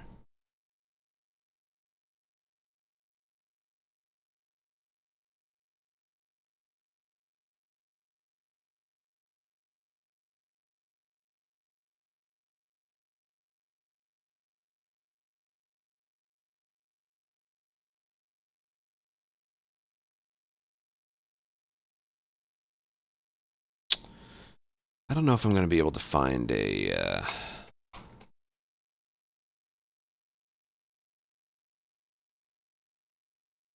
find a video. Let me see. Maybe I did. Oh, I found one.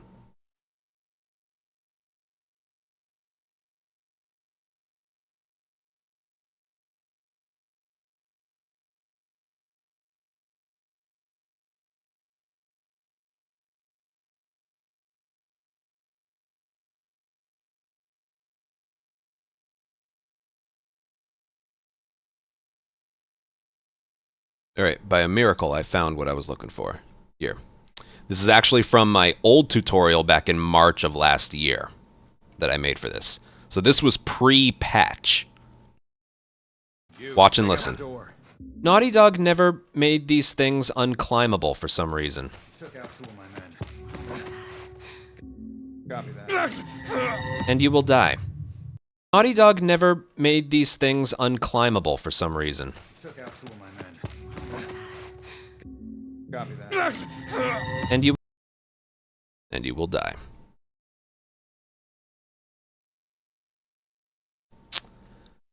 So, as you've seen by now, they fixed that. Oh god. As you can see, they fixed that. That being said, I believe the way they fixed this is what causes this next strategy to work. So pre-patch, we used to have to go over here, fire a bullet, and then go to trigger the alert. And this doesn't work from a restart encounter, but it does work from here. Basically, I think the way that they made it so you can't climb it is they put some invisible barrier there, but... Watch this. You've already seen it before. For some reason, they can spot you, but they're not aggressive. I don't quite get it. See that? They're gonna be here soon. And that technically counts as an alert. And it's even one of those things, it doesn't work from a checkpoint. Took out 2 of my men. See that? Copy that. Tess. It doesn't work from a checkpoint. I can't do this. Yes, sir. They don't even hear that. So this strategy only works from here. We'll go upstairs. We'll get up from there. So this is only a post-patch thing. From here, they will see you. However, they will only see you if you're far enough to the left. Even right here, they're not. You, take out the door. They're not looking at me. See that? Yes, sir. So basically, okay, that's enough explaining. This is how it's done. And remember, we still need full sprint to be able to pick up the rifle as well. We'll go upstairs. We'll get up from there. So this is how you do it. Just keep pushing forward. He will have some tired sprint here. But get to the ledge, jog for a couple seconds, and then go. You basically need to be hugging the ledge. As you saw, they don't react to you. You need those supplements. And then get the rifle, and then we go. I'll go back and do that one more time. But yeah, isn't that a pretty crazy strategy? That's why we don't need any revolver ammo right here. We used to have a revolver bullet for this strat, but now we don't. Just keep pushing forward. And it works out because we also need to slow down. We need to get his sprint back. So one, yeah. I usually wait around 2 seconds to make sure. Get those supplements because you need them. And then run towards the rifle and mash triangle. Don't wait to pick it up later. And then you can do one of two things here. You can either... What's the strategy here? Hold on. I did it perfectly before. Just give me a sec.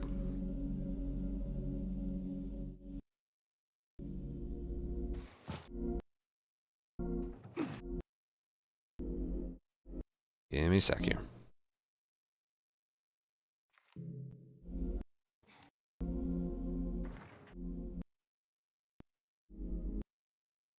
hold on.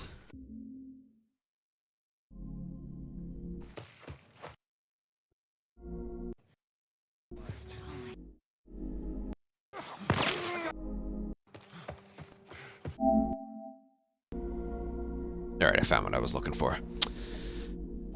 If you don't do a restart encounter here, there's two different ways to do this, okay? I'll show you both ways. Joel will have his tired sprint here, but that's okay. You maintain that tired sprint. The moment you see subtitles, stop sprinting. When that soldier gets behind that column back there, crouch. I got this. And then when this guy gets out of your way, start sprinting. You can throw the bottle at him, you cannot. It's optional. And then go. Keep your head. And then right there, to avoid the long staggering animation, hit circle after you leap or while he's falling, like I talked about, and then go. So again, all together, it's mash triangle, tired sprinting, let go, crouch, I got this. sprint, optional bottle. I recommend using it on that guy, and go. The other optional thing is doing this. This one's, well, it's risky, but it's faster. Hit him down! I got him! Again, the bottle's optional, but yeah. Now there is some stuff to this. For one, you see me a lot of time point the camera down when dealing with human enemies. That's because if the camera is off of them, their aim is worse. Not significantly worse, but noticeably worse. So I always have the camera... The camera doesn't have to be behind them, it just has to be off of them. Okay? Now make sure when you're sprinting, you're not sprinting directly straight. Hit him down! I got him! Cover the exit! Alright, it worked there, but I highly recommend make sure you're not sprinting perfectly, like, straight, because then the game's gonna think you're sprinting directly at an enemy. So I recommend camera off of them and running left. That way it's more at a different angle. Ow. Like I said, this is faster, but riskier, okay? So yeah, point the camera away from the enemy and sprint a little bit further this way, just so you're not sprinting directly at him. After he fires a bullet at you and misses, you can point the camera up and start, heading towards the exit, and hopefully the soldiers run past you. That being said, the reason you also want to run this way is because if they were to spot you very early, like here, that soldier those two soldiers might be guarding this exit and start shooting at you early. So you want to make sure you're hugging the left wall for a little bit and then change direction. Okay, so I recommend like this. Hit him down! I got him! Cover the exit! Okay, I don't know if you saw it, but that guy was about to shoot me in front. The bottle got rid of him. So again, the bottle's the one we picked up in museum. Optional, like I said. I'll do this a few more times just to show you its consistency or lack thereof. Hit him down! I got him! Cover the exit! Yeah, bottle would have been good there. And we're not saving the bottle for anything, so you know what? I'm going to make a habit of using it here. Hit him down! I got him! Cover the exit! As you can see, risky. I'll do it one more time. I'm waiting for it to be, like, perfect. Hit him down! Ow. Ow. I'm waiting for a good one.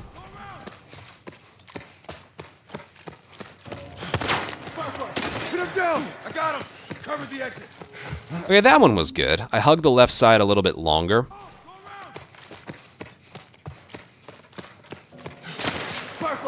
him down! I got him! Cover the exit! Whatever.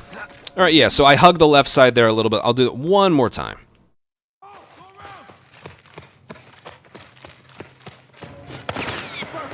Hit him down! I got him! Cover the exit! Oh well. You get it. You get it. Just one of those things to try. And, yeah. Now, the other strategy, again, I already explained it, but I'll do it again. And those are two different things you can do there. Now, it's okay if you take some damage on the top floor, because the bottom floor is a little bit more consistent.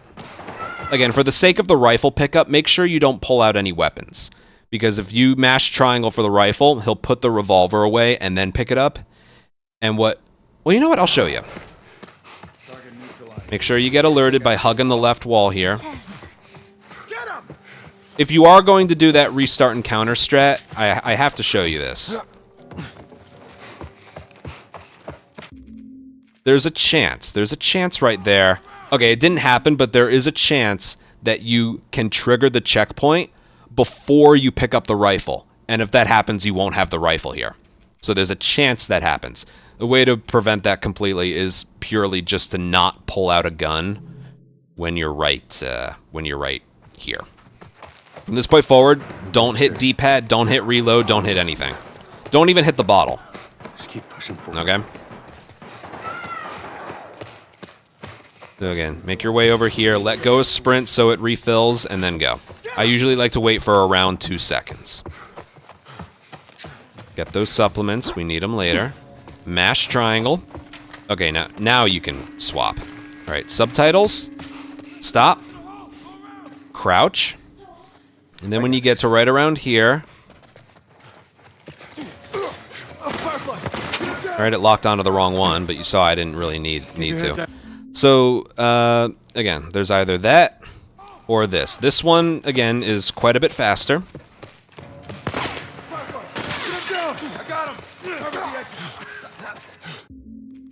And it's what I personally use in my runs, but because it is faster. And wouldn't it be fun? That's kind of funny right there, because I didn't get shot in the risky strat, but I did get shot in the safer strat. So it's, yeah, speedrunning's weird. Okay, one more time. I'll do them both, and then we'll move on. Just keep pushing forward. Target neutralized. Took out 2 of my... There you go. Remember, they're only facing forward, so you gotta not move too far ahead. Need those supplements. Get the rifle. It's okay that he has tired sprint. Let go. Crouch. Oh. I got this. What happened there? Pin him down! I got him! Cover the exits! Yeah, well, that works too. Whatever. Try and get this one to work.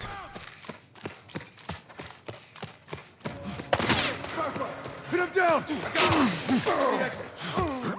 Alright, that was just a graze. You know what? I'll keep going on that one. Fairly cool. Right there. It's hard to tell because it's still checkpoint and encounter, but as he's falling, you can use the autosave file to know.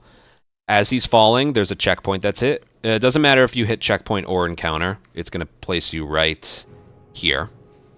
Okay, now for this strategy. Yeah, we won't go back. We'll just keep going forward. Okay.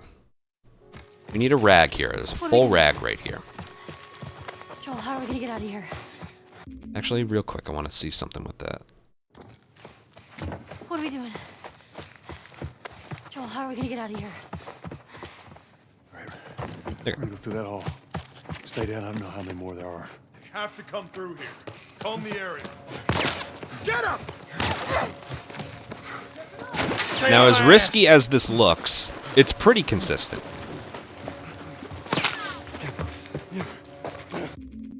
So again, as risky as this looks, it's pretty consistent. All right, first things first, you want to pick up this rag.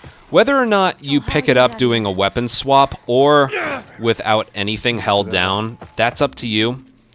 I personally use a weapon swap because I feel like he can pick it up from a little bit further away.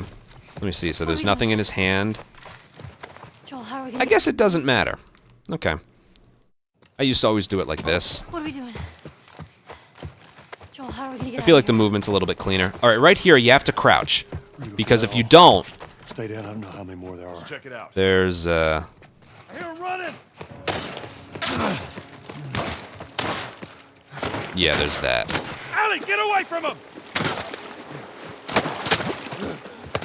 And he gets tired sprint right here. I usually like to let go real quick and then hold sprint for the remainder of it.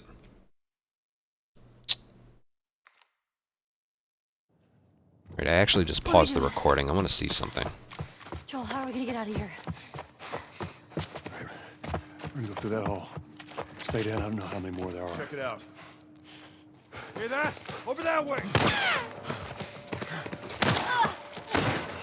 Get out of there! Does that almost alert actually do anything? Joel, how are we gonna get out of here? We're gonna go through that hall. Stay down. I don't know how many more Check there it are. out. They have to come through. You hear them? Over there! Yeah, they're just... I think it freezes them. Yeah, that's what it does. Okay.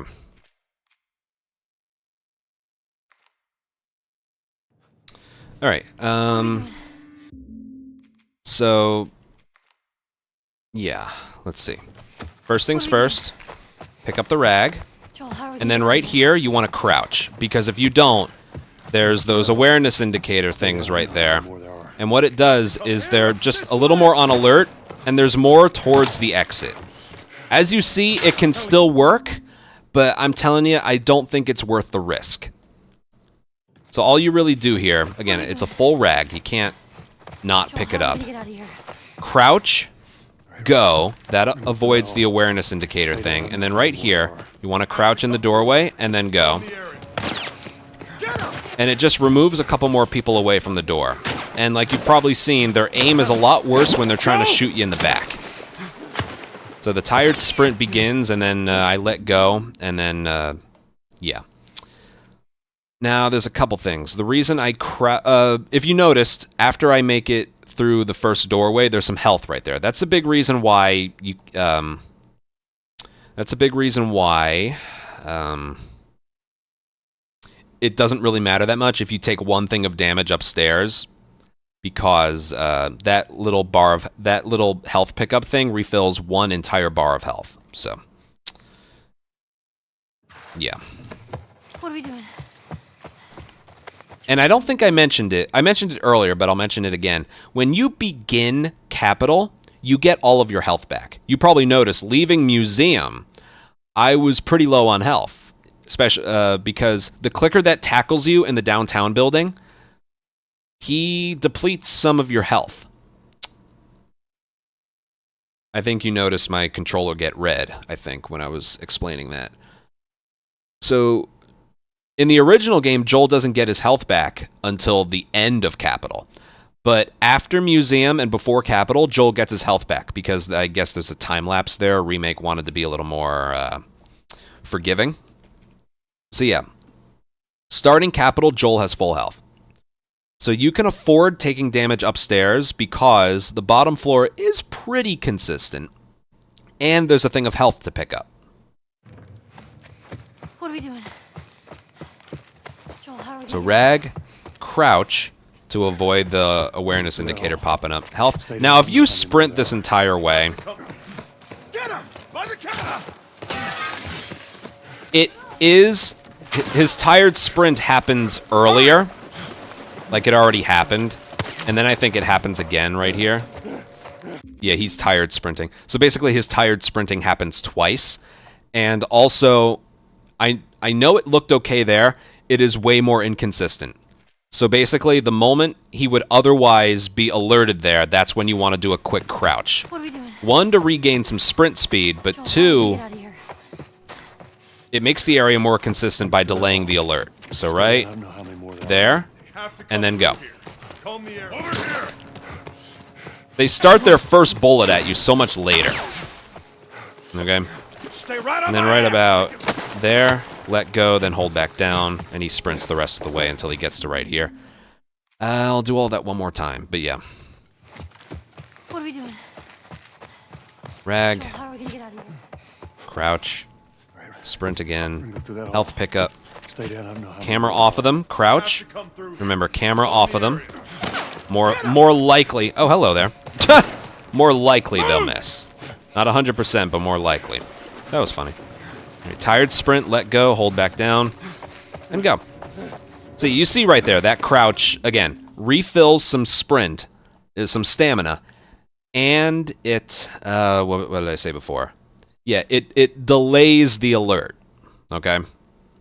It delays the alert, so they start shooting at you a lot later, and trust me, it's worth it.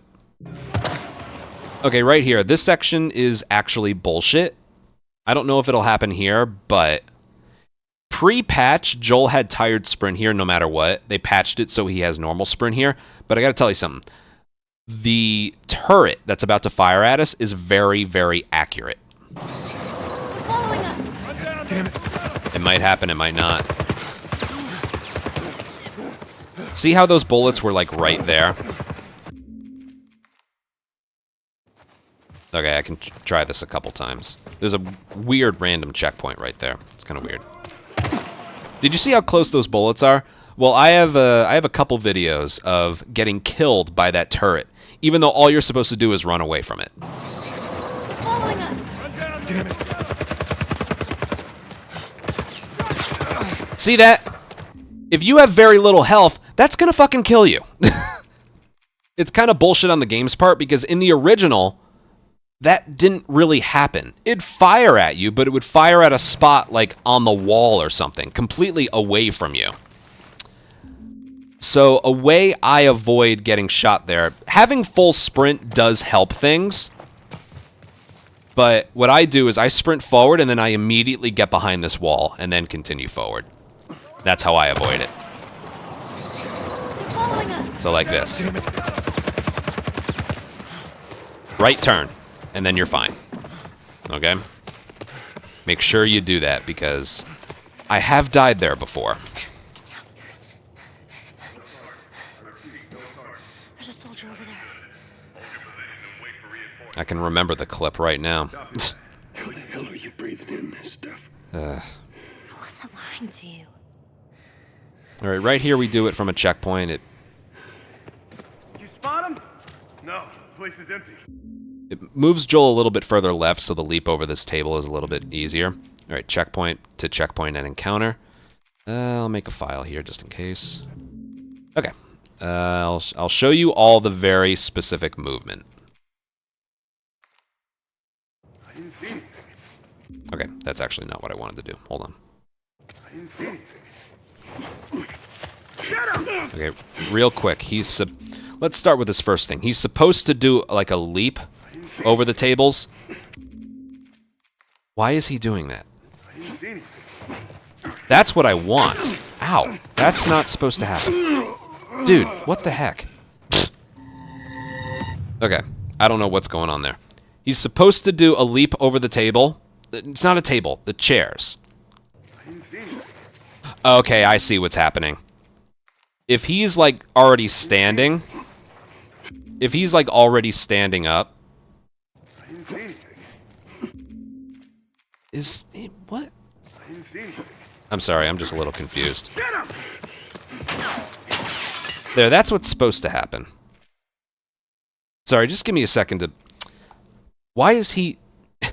Here's something that I don't know right now as I'm making this tutorial. He's supposed to do a leap over the chairs. But instead, he's, like, climbing on them. I didn't see anything. Get him! But yeah, that's the strat. You basically just sprint past them. I didn't see anything. I guess it's more consistent. Like, you don't want to hold forward, because then he's climbing the wrong way.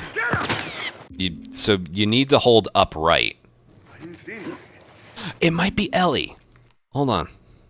I didn't see anything. I think it's Ellie. I didn't see anything. Regardless, hold upright and... will this still work? Get him! Yes, it will. I didn't see anything. Get him! I'll be honest, I don't quite know what... I didn't see anything. What if I just... I didn't see anything. Get him! Why is he shooting me? I didn't see anything. Get him! I almost recommend just holding upright, sprint, and mashing.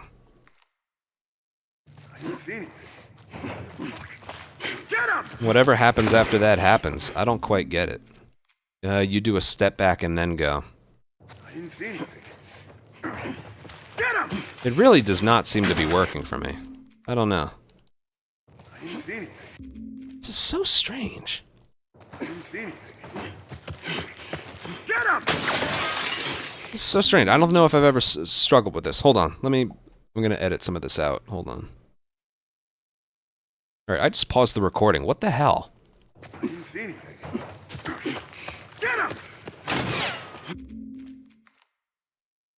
I didn't see anything. Maybe I need to hold more up, like... I didn't see anything. This is kind of amazing. I don't get it. I didn't see anything.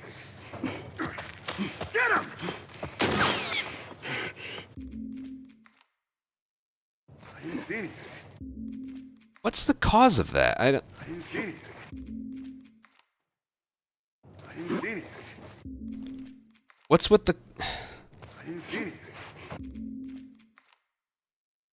I didn't see anything.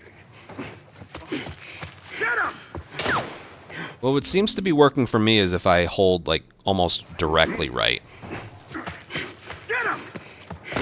That seems to be helping. I didn't see anything.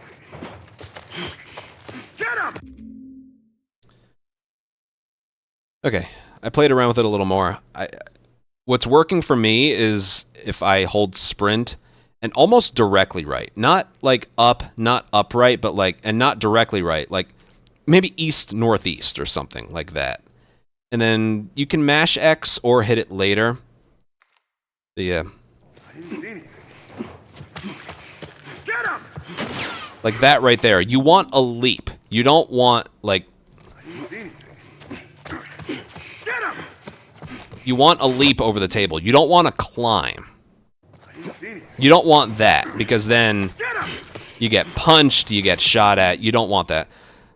So from what I just played around with, if you have the camera, if you have the left stick pointed like directly upright, I think you're going to get that. So I point it like this way. I didn't see anything. Yeah, like that. That's what you want. Right there. We'll do it a couple more times. I didn't see anything. Yeah, there we go. Anyway, I'll show you the rest.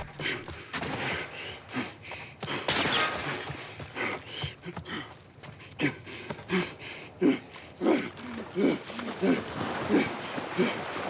I can't swim. We'll figure something out.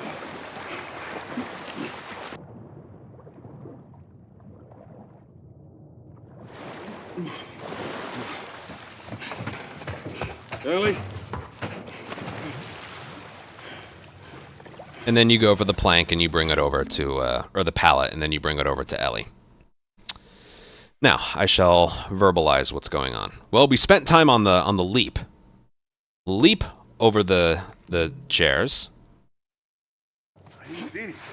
Like so. Now right here, there's some rubble. If you try and climb on this thing straight, it doesn't work, but there's some rubble right here. So if you approach it from the left, you'll get on there. And then let go of sprint and hold it back down. That's how you get your sprint back there. Hey, I can't swim. Now, this part's weird. Well, first of all, you want to leap over late because the running is faster than the swimming. So you want to leap over that railing kind of late. Okay, now right here. It turns out Ellie will not like follow you until you've either gone through one of the subway doors, moved over there above water, or climb the subway cart. See how she kind of like zoomed into frame there? So that's what we're going to go with. Basically, we want to get Ellie closest to us as fast as we can, because we're going to go get that plank and move it over there, and we're going to be waiting for Ellie. So basically, we want to spawn her in as early as we possibly can. So the fastest thing here is to resurface and climb as early as we can. Let's see where this split. Yeah, I'll just go back to the beginning. And you do that by, when you dive under the water, hold X to resurface, and then mash X and forward. Sprint doesn't have to be held down to climb the train car. The moment Joel starts climbing, that's when Ellie gets starts to follow us. And then you sprint along the top of the train car and go for the pallet. That's the fastest way you can get her next to you. We spent a long time figuring that out.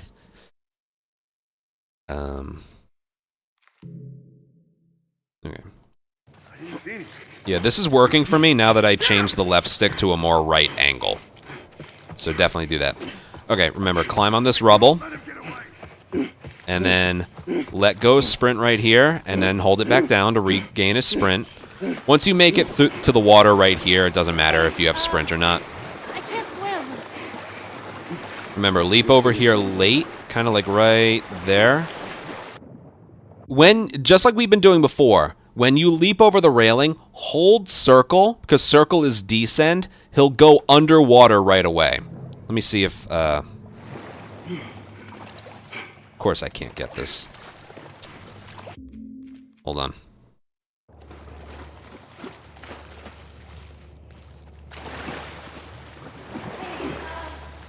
I can't swim. That was weird. We'll figure something out. Anyway, yeah, I'll do it here. If you leap over this railing here, notice how he didn't go underwater. He will if you hold down circle. But, yeah. What you need to do, I don't think it works if you just hit circle like we did before. Nope, that doesn't work either. You need to hold circle when you leap. So that way he'll go underwater right away. See that?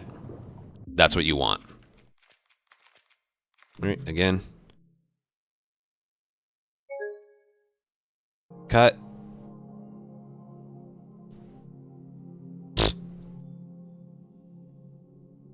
Whatever, we're almost done here.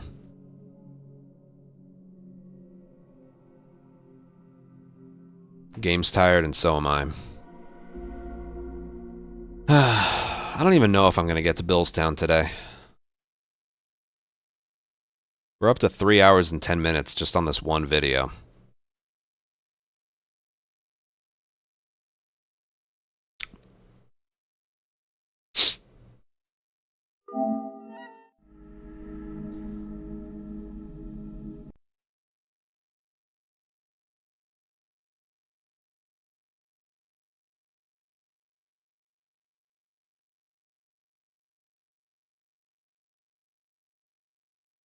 I know it's still kind of early, but I don't know if I'm going to.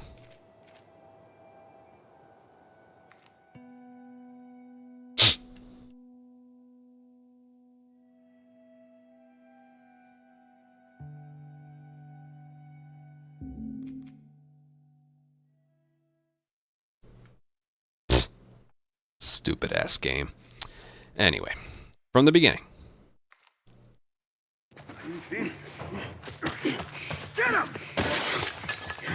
Yeah, I'm having an easier time with that by having the left stick pointed further to the right. All right, on the rubble. Let go of sprint here. Hold it back down. That was weird. Okay. We'll figure something out. Leap over this thing right here and hold circle. Now hold X and then mash it. For the earliest climb you can possibly get. Ellie? You don't have to look back at Ellie, you don't have to acknowledge her, you know that she's there. And then go for the pallet.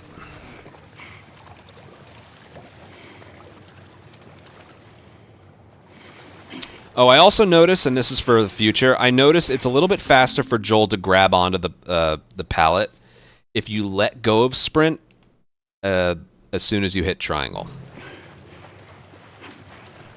Now, Ellie actually has two different flashlight picking up animations. One's a little noticeably faster. You have no control over it, though. It's just something that you notice. Hey, look, it still works. And then you just wait for her here. Get on. All right, that was perfect. I'm going to do it all one more time, and then we'll move on. Just because. Get him!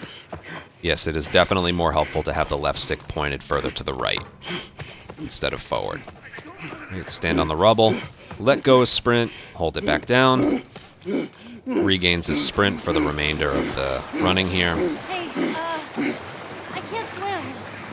Leap over the railing a little bit late, kind of like right here. Crouch, or hold circle as he's falling. Hold X, mash X and forward. And then sprint your way over here. And go for the pallet. Yeah, so you hold X, and then when he's out of the water, let go of sprint when you hit triangle, and I just noticed he grabs onto it a little bit faster. Yeah, hold X to ascend, and then once he's out of the water, just mash forward and X. That'll get him to climb as early as possible. Look, it still works. You want that earliest possible climb. Okay, now for pallets. Pallets in Remake really fucking suck. Okay? They just do. If you place it perfectly flat against the wall like you're supposed to, sometimes it can break. And I mean break. One time I've had it soft lock completely, both here and outside of the hotel. One way that I've found to almost guarantee it never breaks is place it forward but slightly off-centered. Okay? Don't place it sideways. Place it forward but slightly off-center. When you get to the wall, it'll correct itself and then go. If you place it perfectly straight, just nothing happens. Maybe I can show you real quick. Ellie. Okay. Here, I'll try and show you real quick. So what I want to do is like just hold forward right here and then place it slightly off center, but I'm going to show you like what happens if you just move it straight right. Okay. Now, did you notice that it kind of stayed there for a second? Now imagine that, but for like 8 seconds. It can do that, okay? I won't spend too much time with this. Just know, if you place a pallet sideways like this, just know it can get stuck so fucking easily.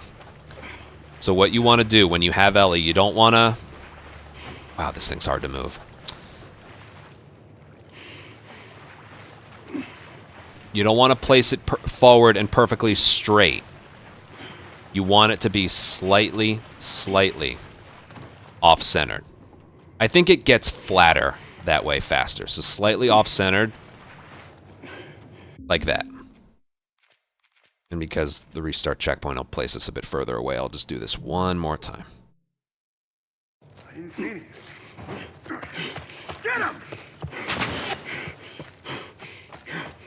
Who knew holding the left stick further right would fix that? Alright, let go. Hold back down. Hey, I can't swim. We'll figure something out. Sprint leap forward, hold circle.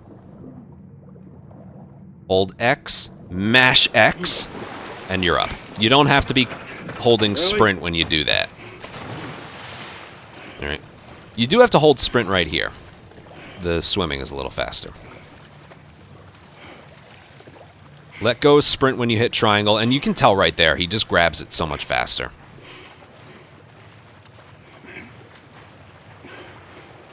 Alright, that's the slow flashlight picking up animation right there. Hey, look, it still works. Again, you don't really have any control over it. Get on. Really? So then we just wait for her. So place it forward, but slightly off-center. Like so. And don't place it right in front of the ladder, it won't work. Place it a little bit far to the right. That was perfect right there. Alright, now while we're waiting for Ellie, we're going to go over here and get a thing of 5 supplements.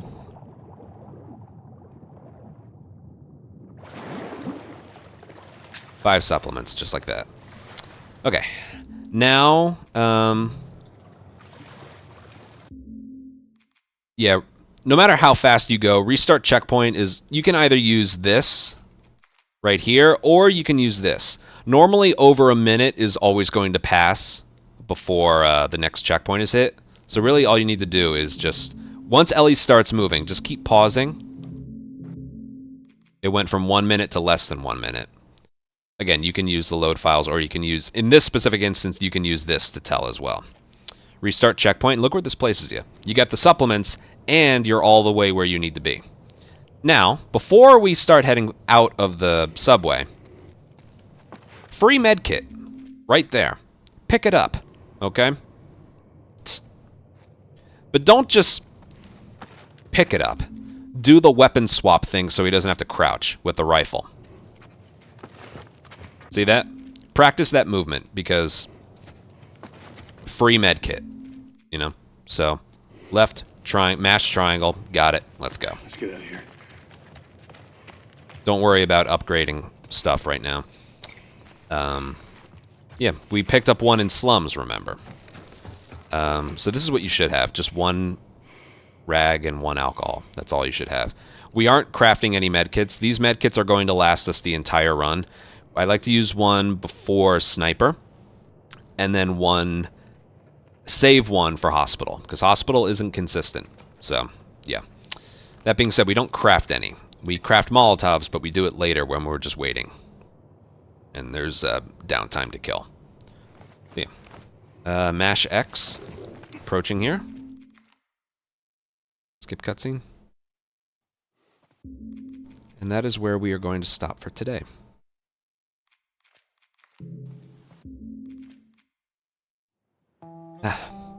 So I know that was a lot of information. But, yeah, that's outside through Capital. There's a lot of finite details with all this. I haven't even talked about, like, all the supplement pickups. Well, I've made videos about that. I have a big playlist of, like, Remake tutorial stuff. So, somewhere in there is all the supplement pickups and what we use it on. Just know, all the spots I've shown so far, I think one in downtown, the one in Capital there, I think there was another somewhere. There might not have been. Whatever. The spots I've shown so far, we end up with 50 that we use for either weapon sway or max health upgrade in the elevator shaft in Hotel. So yeah. But that's all the information there for outside through Capital. Look forward to the next one when we'll do the entirety of Billstown. Alright. Take care, everyone. Bye. That video was 3 hours and 20 minutes long. Jesus God. I'm so tired. I don't know if I'm gonna do the Billstown one today. Ugh. God.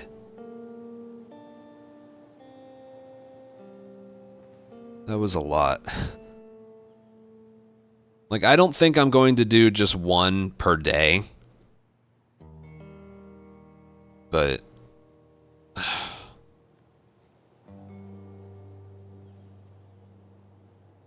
God, I don't plan on these being over 3 hours each. I'm trying to think Billstown. Is Billstown going to take a while? Yeah, probably. I'm just going to save it for tomorrow. I mean, No, I don't have it in me. I'm almost 4 hours uptime.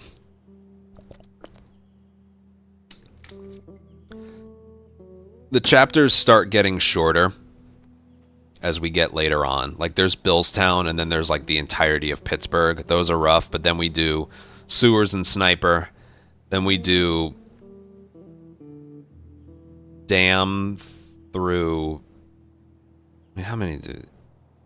Cargo... through Capital, Billstown, Pittsburgh, there's Sniper. Dam through University, Winter, and then the highway and tunnel.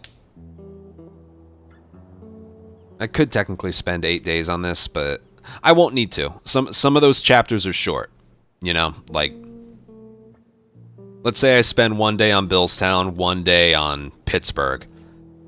Sewers and Sniper and then dam through science lab. I can do that. And then winter and highway, I can get that done as well.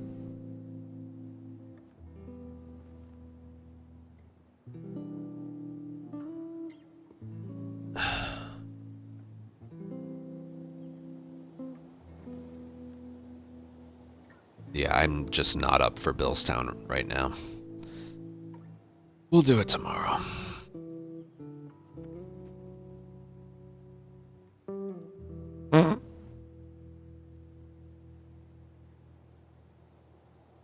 Pittsburgh's super long. Yeah. Not really. There's the first Pittsburgh encounter. There's bookstore. There's hotel, which doesn't take that long to explain. Nikki, don't... I never said I would do Left Behind. Don't make my plans for me.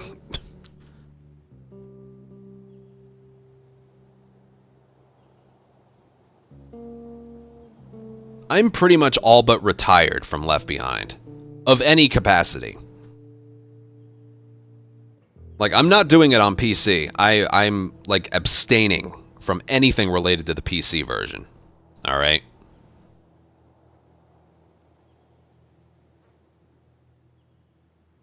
Just no. I can't tell you what a treat is to be playing this on console again.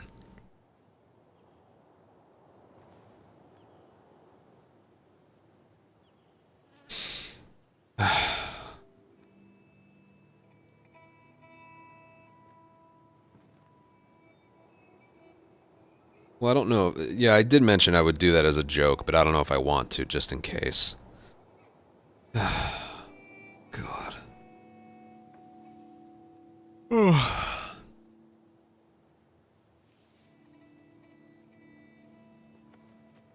Technically, I feel like... No, I'm kind of torn right now. Should I just try and get the Billstown one done right now? I mean, it's a lot.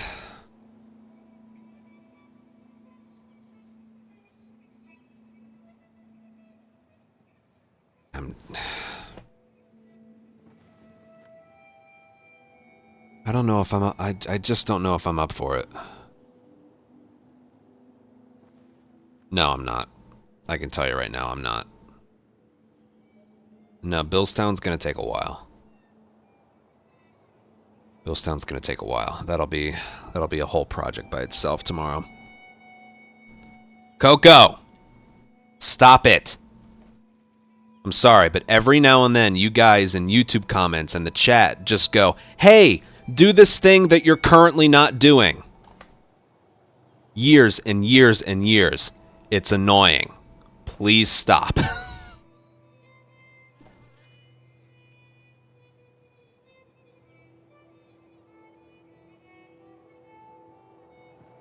This is a foreign concept to so many of you.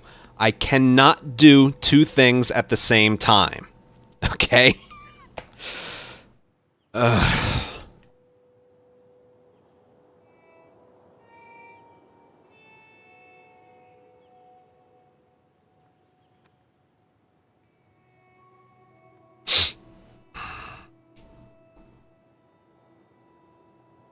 Ouch. Look what I did before. I pick at my skin a lot, same way I like pick at my fingernails.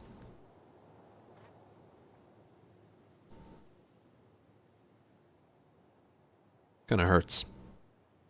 It's whatever.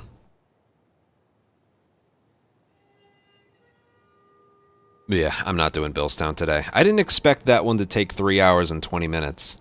What did I spend so long explaining? I don't even know.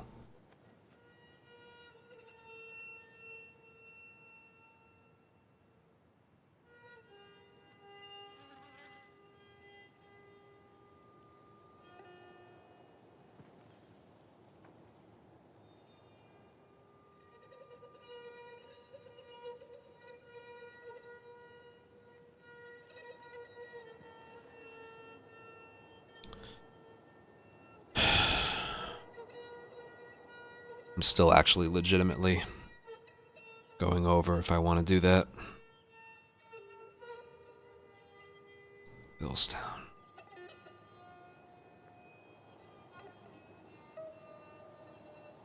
God damn it, I'm actually thinking about just trying to get Billstown out of the way.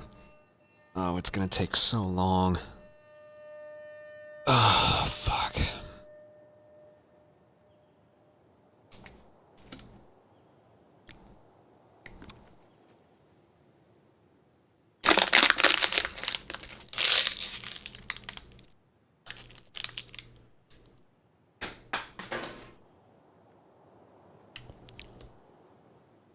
Oh, I know there is. You don't have to tell me.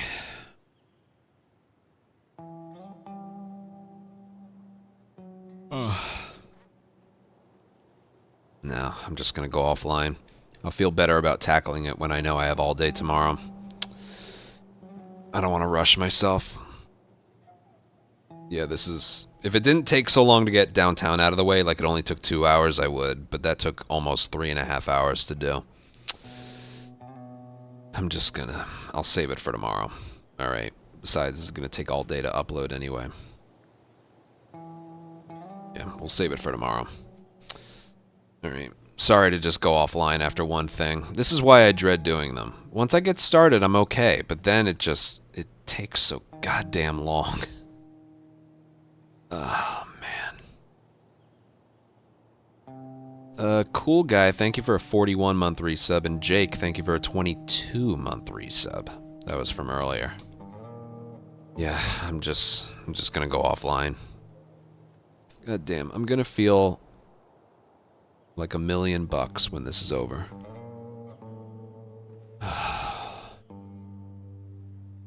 Yeah.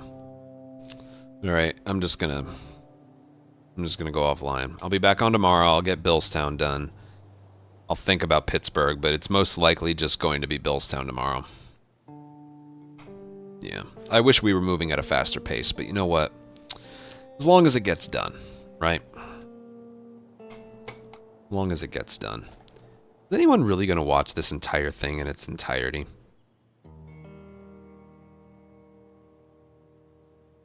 We'll see. You will, yeah. Yeah. Alright. I'm heading off. I will see you guys tomorrow. We'll get Billstown out of the way. And then I think when we're done with Billstown and we start Pittsburgh, the pacing of everything will speed up a bit. Yeah. Oh, man. Like, I'm capable of doing it right now. God, I don't want to. I really don't want to. Alright. Take care, everyone. Bye.